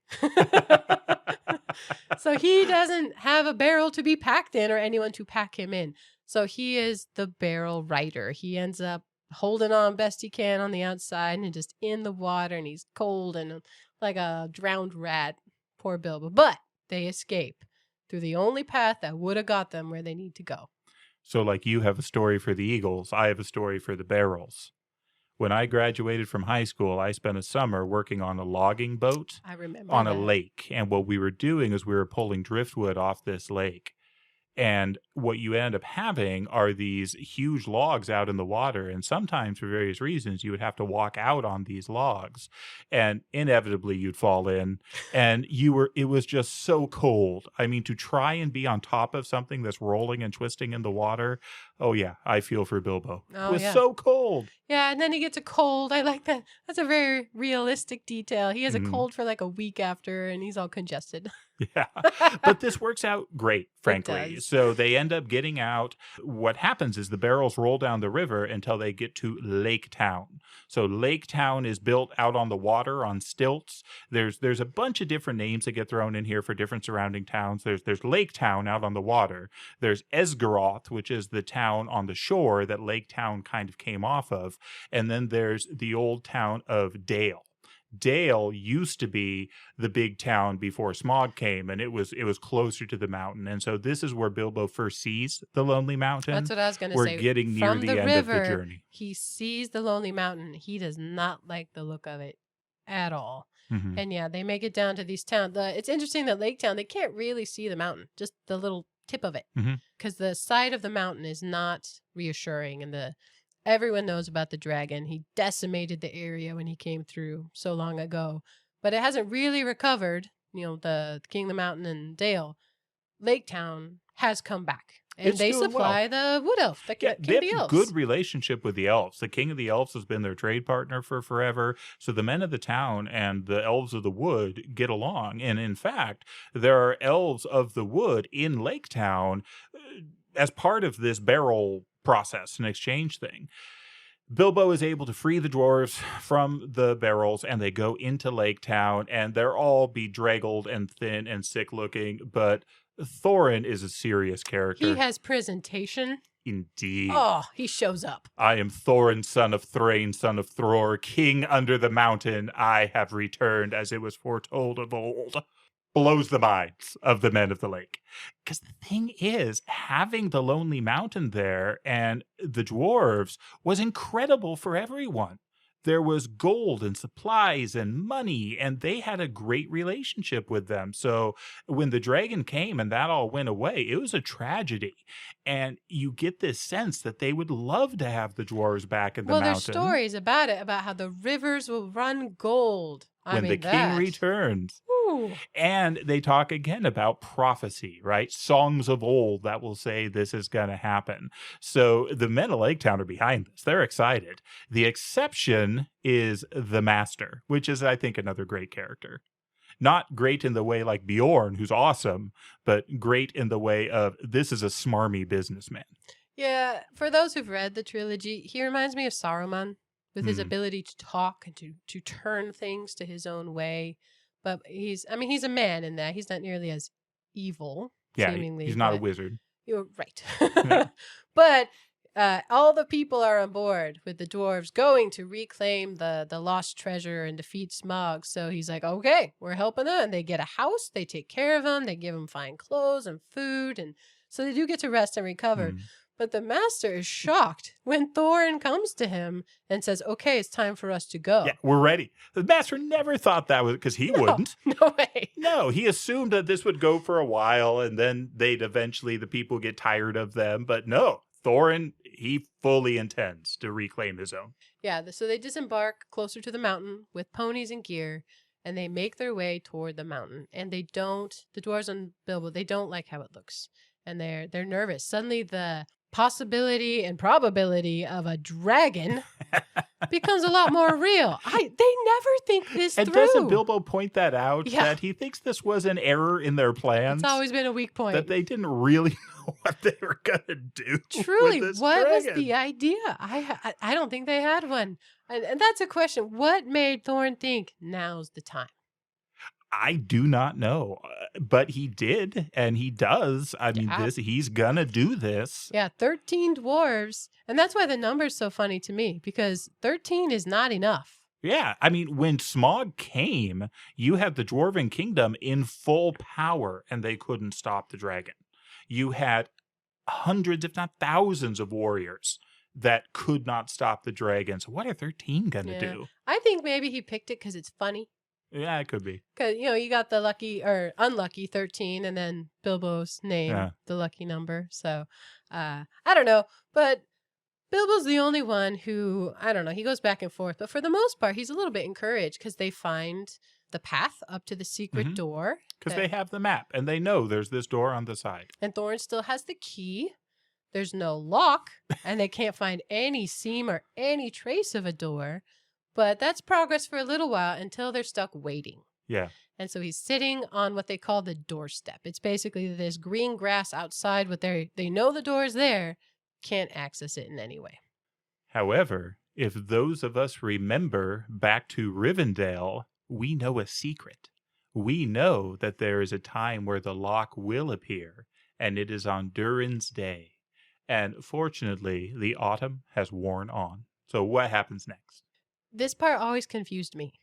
It made more sense this time, but there's a gray flat stone in the middle of the green grass of the doorstep, and there's always a thrush, a bird, who's there, and Bilbo gets annoyed with the bird. Like, he's always listening to me. And he does. He looks like he's aware of things. But the bird is breaking snails on this rock, and suddenly it says Bilbo gets it. The sun is setting. He calls the dwarves up, and they wait and they stare at the door, and the last rays of the sunset shine on this gray rock, and a door appears. A door lock appears.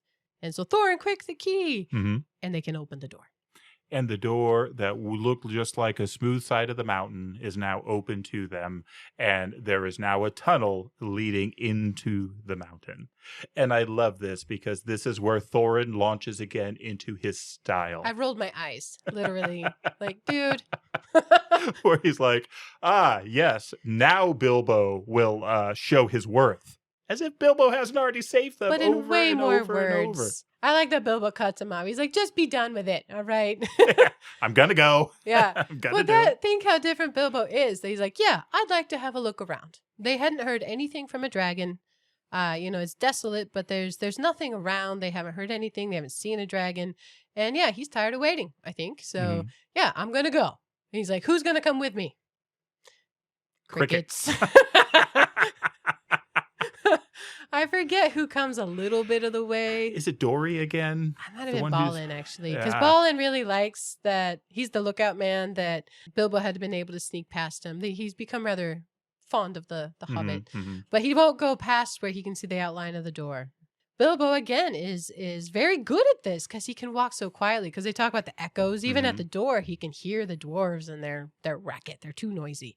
But he's so quiet. He takes even more than Hobbit care. And so he gets down this tunnel, and it's long. And it says the bravest thing he ever does is in the dark of the tunnel, where he's past where he can see the door behind him, but he's not down to where it comes out yet. And he's just him alone, entirely alone in the dark. And that, with all the things he did, that's his bravest moment, which I think is really wonderful. Yeah. And it also says it's just a slight pause. Okay, here I go. What a brave little hobbit. He is a brave. There's a song about that, but bravest little hobbit.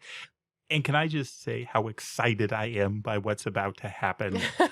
There are not enough good stories about dragons.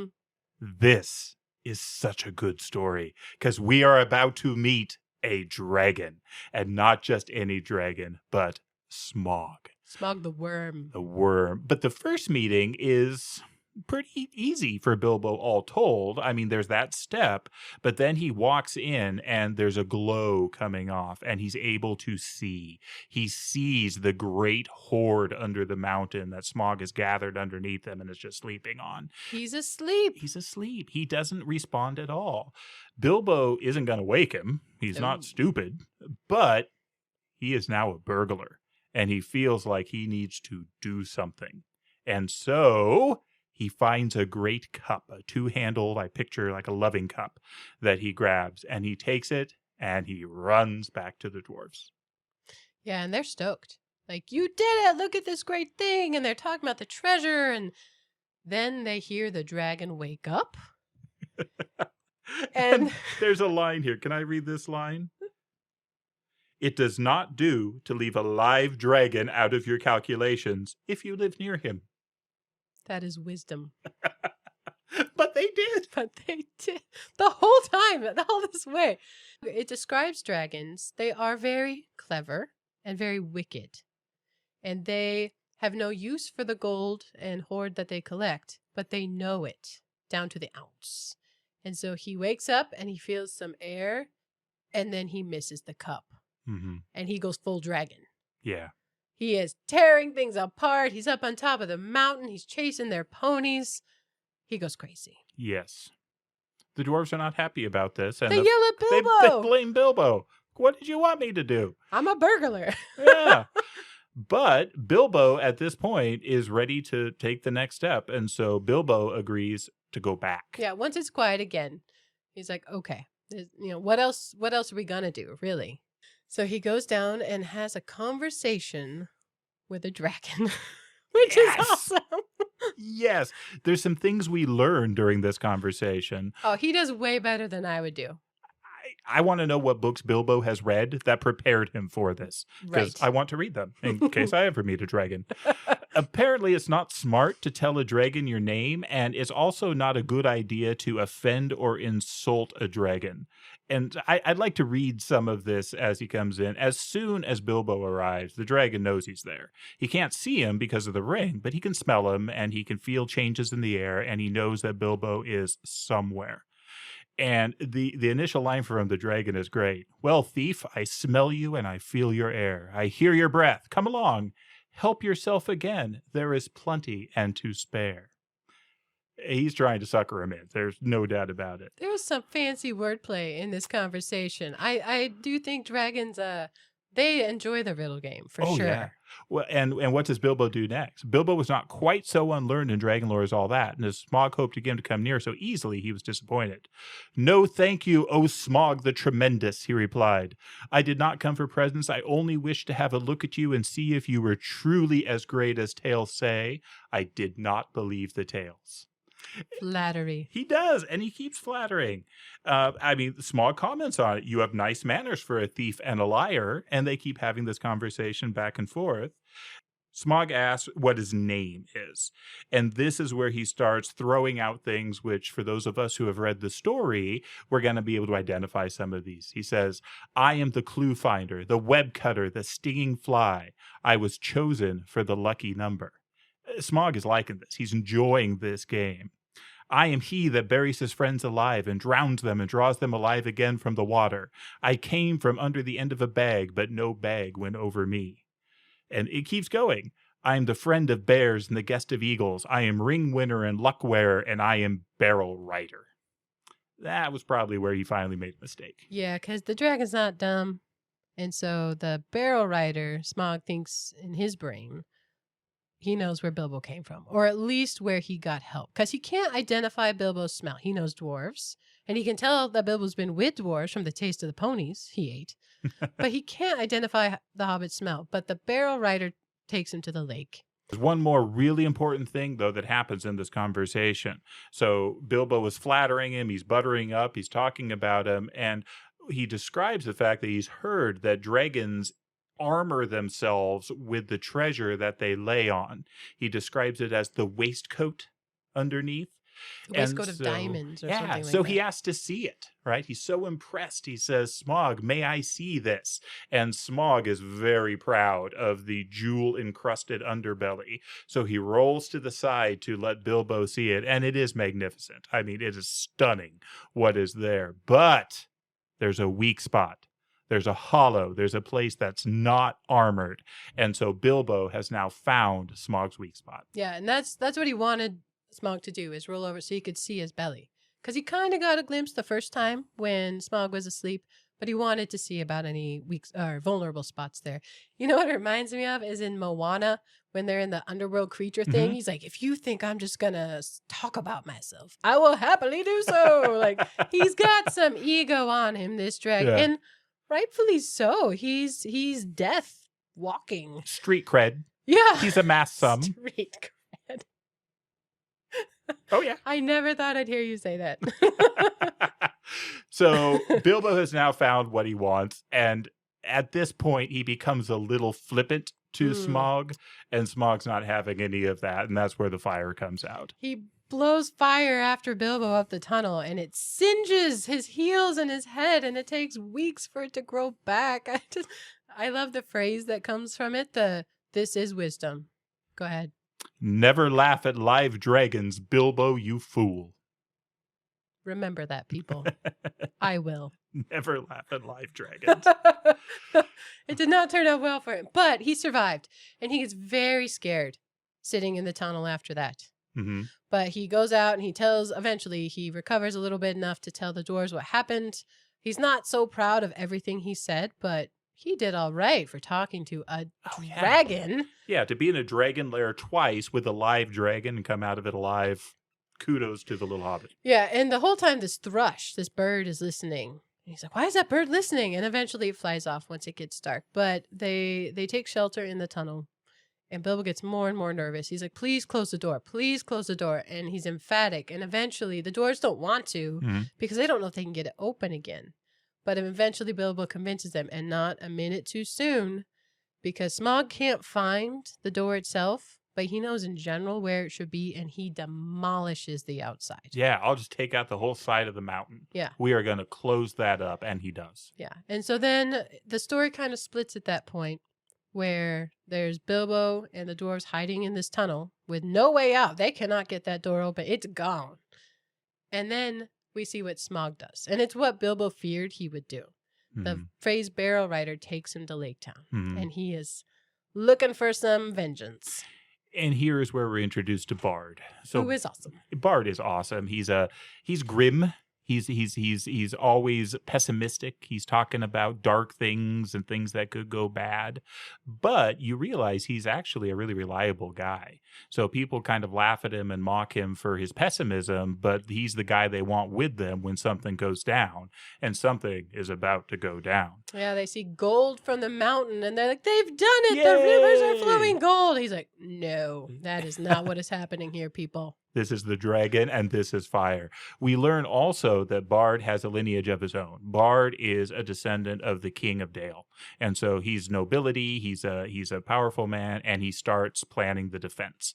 And so what this means is that when the dragon gets to Lake Town, there is a defense waiting. There are archers and bowmen and spearmen and people waiting to fight off the dragon, and this is where the battle ensues. But it does nothing. All these arrows, and it says that they're somewhat prepared and good for them. No impact on this dragon because he has this armor of gems across him and scales. And so he's ravaging this town. Yeah, torching everything. Everything's up in smoke and flames. People are diving into the water to escape the fire, except for Bard. And Bard stands there, and he's got one arrow left. The black arrow. And he talks to the arrow. But something else talks to Bard. And so who talks to Bard? Yeah, the thrush shows up. And so there's this story that the birds, the thrush and the ravens, used to be able to talk to the men of Dale and the dwarves. So the thrush shows up on his shoulder and tells him about the weak spot that Bilbo saw on Smaug's chest. And so, yes, Bard addresses and really prays over this black arrow. It's his last one, last chance. And Smaug's coming over the town. And it says that it inserts into the dragon shaft and feather all, like all the way in. And he shoots up in spouting flame, crashes into the water. Smaug is done. It was the end of the dragon, but it was not the end of Bard. And so Bard saves the day. The dragon is dead. It's done. But the dragon has demolished Lake Town. He has destroyed all the infrastructure. There are people without homes. There are people who are going to starve. And this is where you get this fascinating small town politics start bumping in.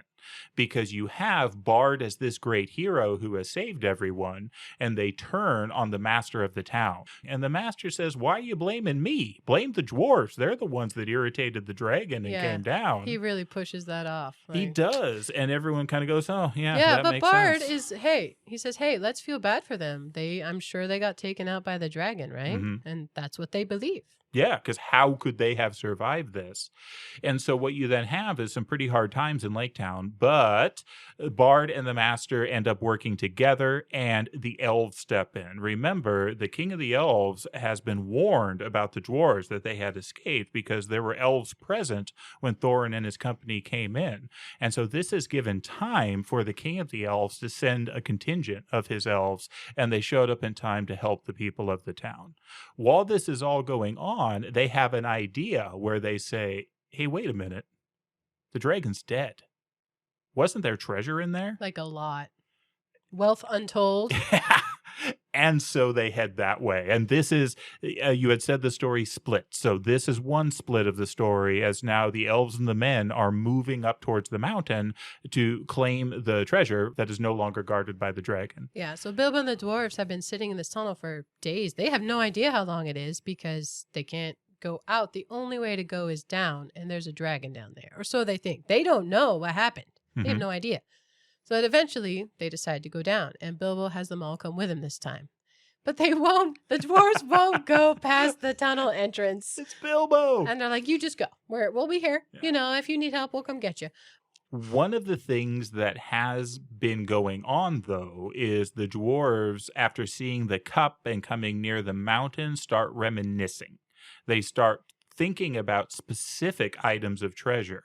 And especially Thorin, who is the grandson of the king, remembers the high treasures under the mountain. And this is where we get introduced to the Arkenstone. The Arkenstone is a jewel of untold beauty that was carved from the heart of the mountain. And the Arkenstone is what Thorin is going for.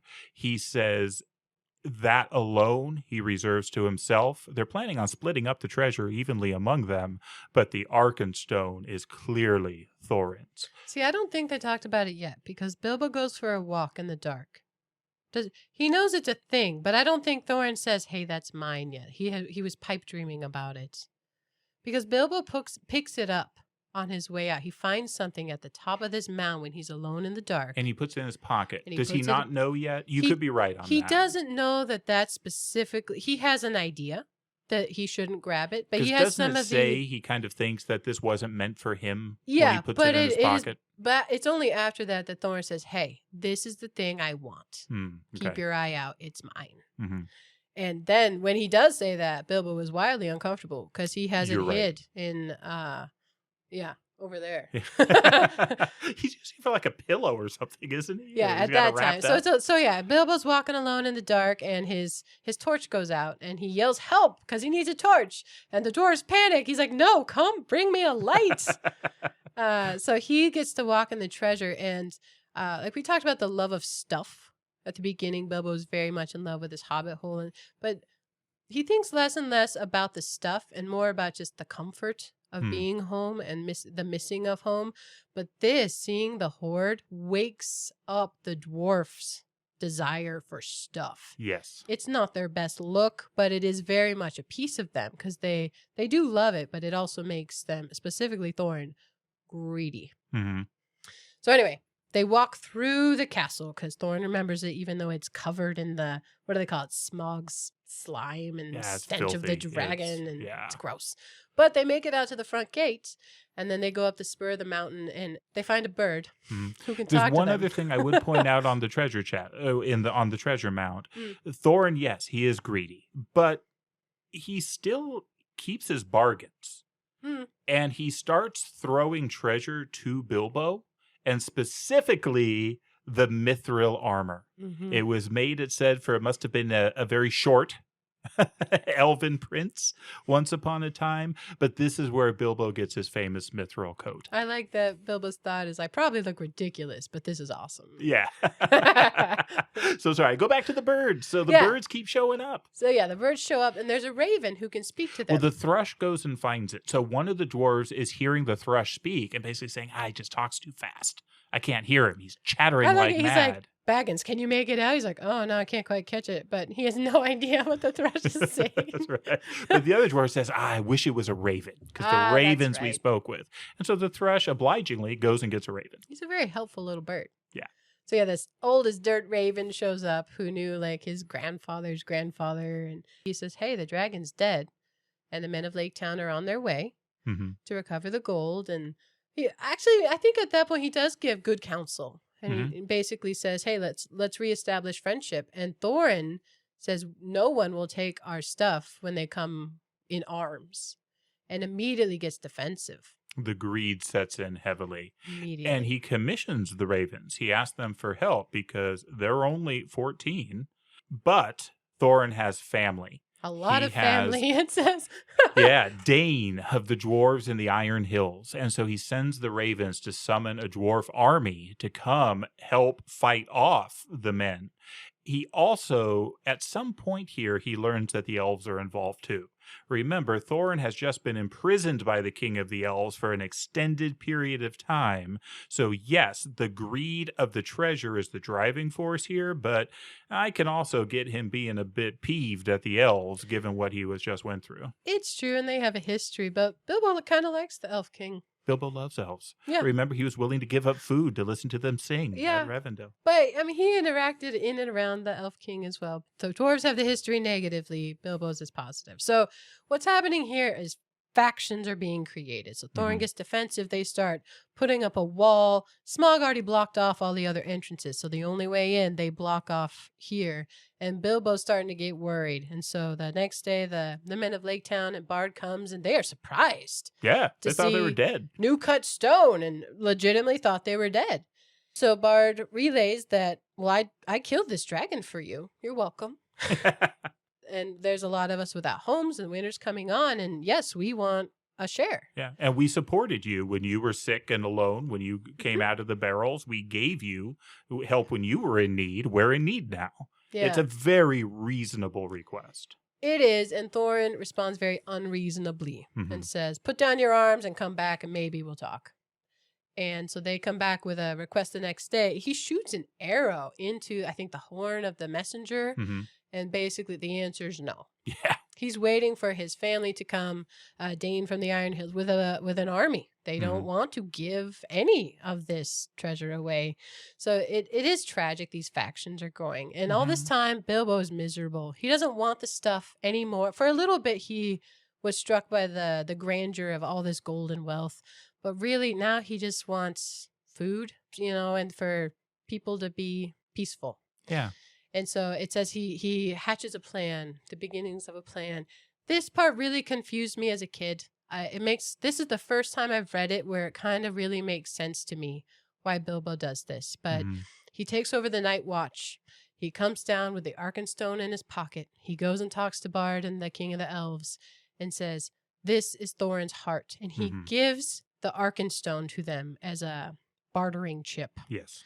And they're like, "Is this yours to give?" He's like, "Well, no, but I try to be an honest thief." Yeah. Which is great. He's giving away his share. His 14th share of unimaginable treasure is this.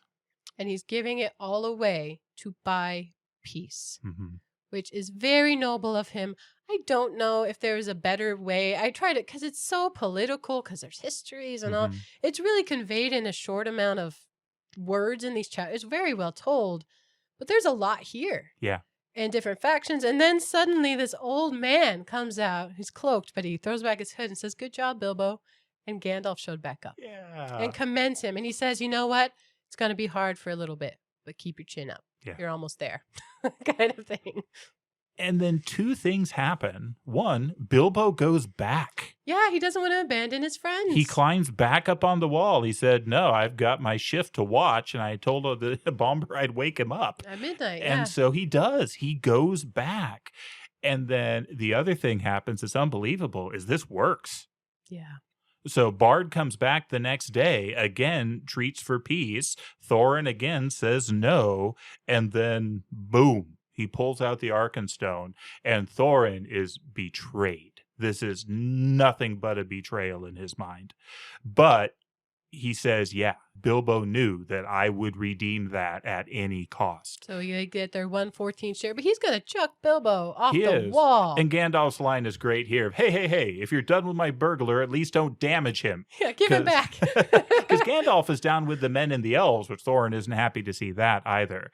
But Thorin and Bilbo part in anger. Yeah, Gandalf tells Thorin that he's not making a good portrait of himself as king under the mountain. They did have good relationships, and it's not going that way. But he thinks they came because they heard about Dane. Like, oh, the army's showing up. Now they're coming to talk some sense. So he is really thrown by them showing up with the Arkenstone. Yeah. And Thorin really believes that he still has the upper hand here because Dane is coming with a dwarf army, and they are fierce. So they show up. They arrive, and all of a sudden, it looks like there's going to be battle between men and elves on one side and the dwarves on the other. And things are looking pretty grim.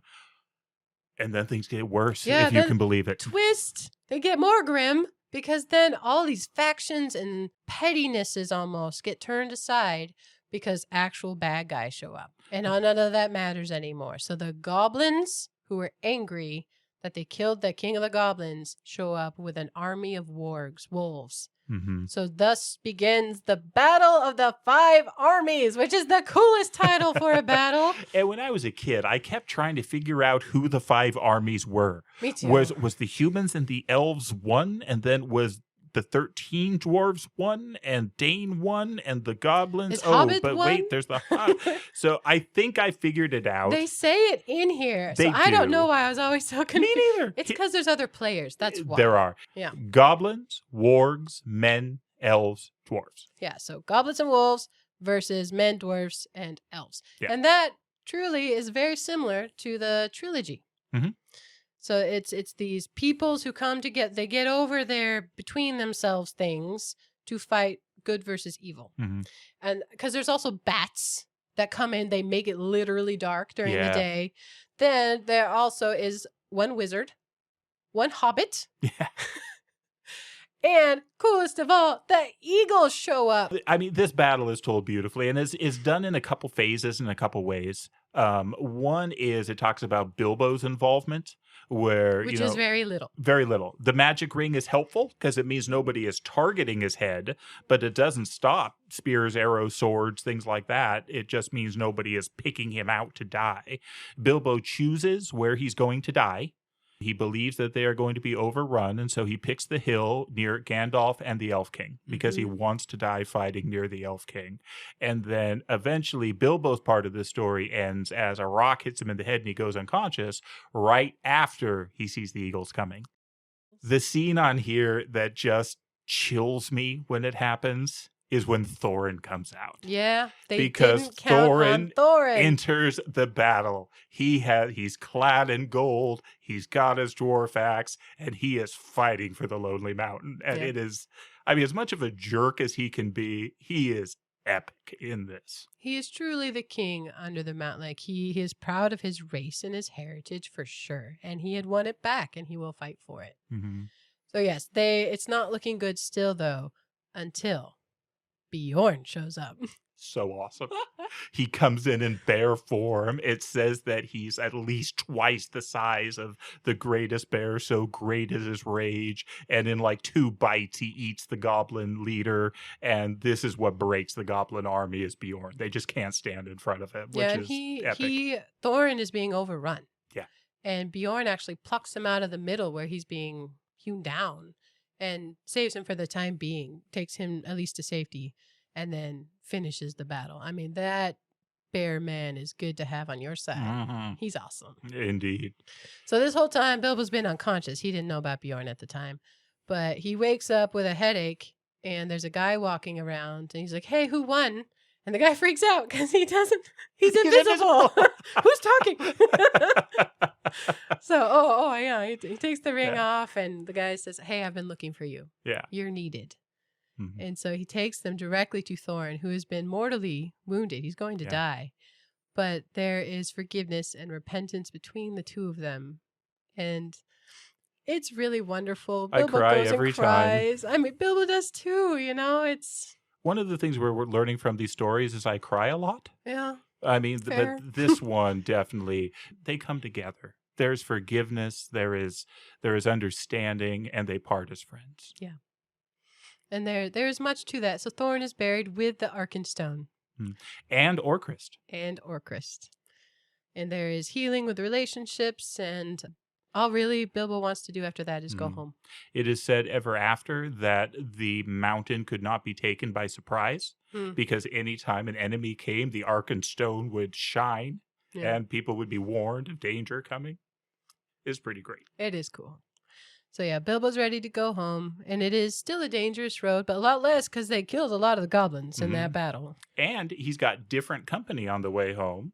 He has Gandalf, and he has Bjorn. So in the other stories written and told about Gandalf, I think they really run with the idea of his side quests and the necromancer and all those things. What I think would be great tales would be the stories that Bjorn and Gandalf share on the way home. Fan fiction writers, jump into it. Go for it and send it to me. I would love it. Make them good. Yeah. The journey home is brief. It's nowhere near the journey out for obvious reasons. I do love the parting from the King of the Elves. Do you remember that scene? Bilbo gives him a gift because Bilbo has been rewarded. He doesn't get a 14th of the treasure. That's ridiculous. There's no way he could have carried that back. But he is given gifts. So Dane becomes the new king under the mountain. And he is more fair than Thorin is, and so he rewards Bilbo. So Bilbo's rich now. I mean, he's got the money on the ponies going back. But he gives a gift to the King of the Elves, this beautiful necklace. And the king says, well, what have I done to deserve this? And Bilbo stammers, well, I've eaten a lot of your food and drank a lot of your wine. I stole a lot of food from you. He is a burglar, but an honest burglar. Yeah. And so they part in peace as well. So there's all this peace. And then Bilbo makes his way back home finally. And throughout all this, there's been that recurring line. He thought about his home and fire, not for the last time.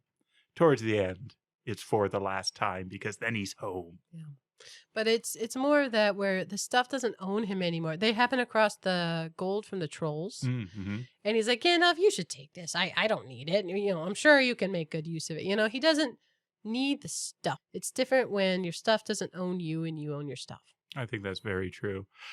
Him getting home is hilarious, It though. is Because what's hilarious. going on when he gets home? There's an auction. He has been presumed dead. Hobbits are officious little people. They're quite bureaucratic in their own way, and he's been gone. And For a year, yeah. we learned that there is tension in the Baggins family because there's Bilbo Baggins, who's a bachelor and kind of on his own, but then there are these Sackville Bagginses who are distant relations and have always kind of wanted Bilbo's stuff. In his home. They want Bag End, where he lives. So yes, he comes in at the tail end of an auction, so he ends up having to buy a bunch of his furniture back. He never gets his spoons. He has his suspicions, but... The Sackville Bagginses, they totally stole it. They totally happened. did. Yeah. Well, if you have an ending, cool, but I do have a few riddles for you. All right, we'll do some riddles, and then I do have my favorite quote from the book that I think sums it up. Okay. What starts with a T, ends with a T, and has tea in it? A teapot. I'm sorry, I had to do riddles. This is for Gollum, all right? I love them. I'm just not going to get any of them. I Keep love going. Bilbo, but I have a heart for Gollum as well. So what begins with an E and only contains one letter? An envelope. I don't think I'd get that one. I have cities, but no houses. I have mountains, but no trees. I have water, but no fish. What am I? A map. Oh, you got it! I got one! Yay! Okay. And this is my last one, just in line with today. What building has the most stories? A library. There you go. Yes. See, when it's in context, it's much easier. Yeah, totally. Okay. I'm going to read a passage here. Not a passage. It's really just one line, but I think this sums it up. This takes place at the end where Thorin and Bilbo come back together and are reconciling. Thorin is about to die, but he has learned some things here. And this quote, I think we could all learn from. If more of us valued food and cheer and song above hoarded gold, it would be a merrier world. And with that, we'll turn the page, and I hope you join us for the next chapter. Hey, thank you so much for listening. If you're willing, please take a moment to give us a 5-star rating wherever you listen to this podcast. And we would love it if you'd like and follow us on our Facebook page. But best of all, if you enjoy an episode, please share it with a friend. Writing reviews and sharing with others are a pivotal part of the algorithm wizardry that lets other people know about our podcast. Thank you.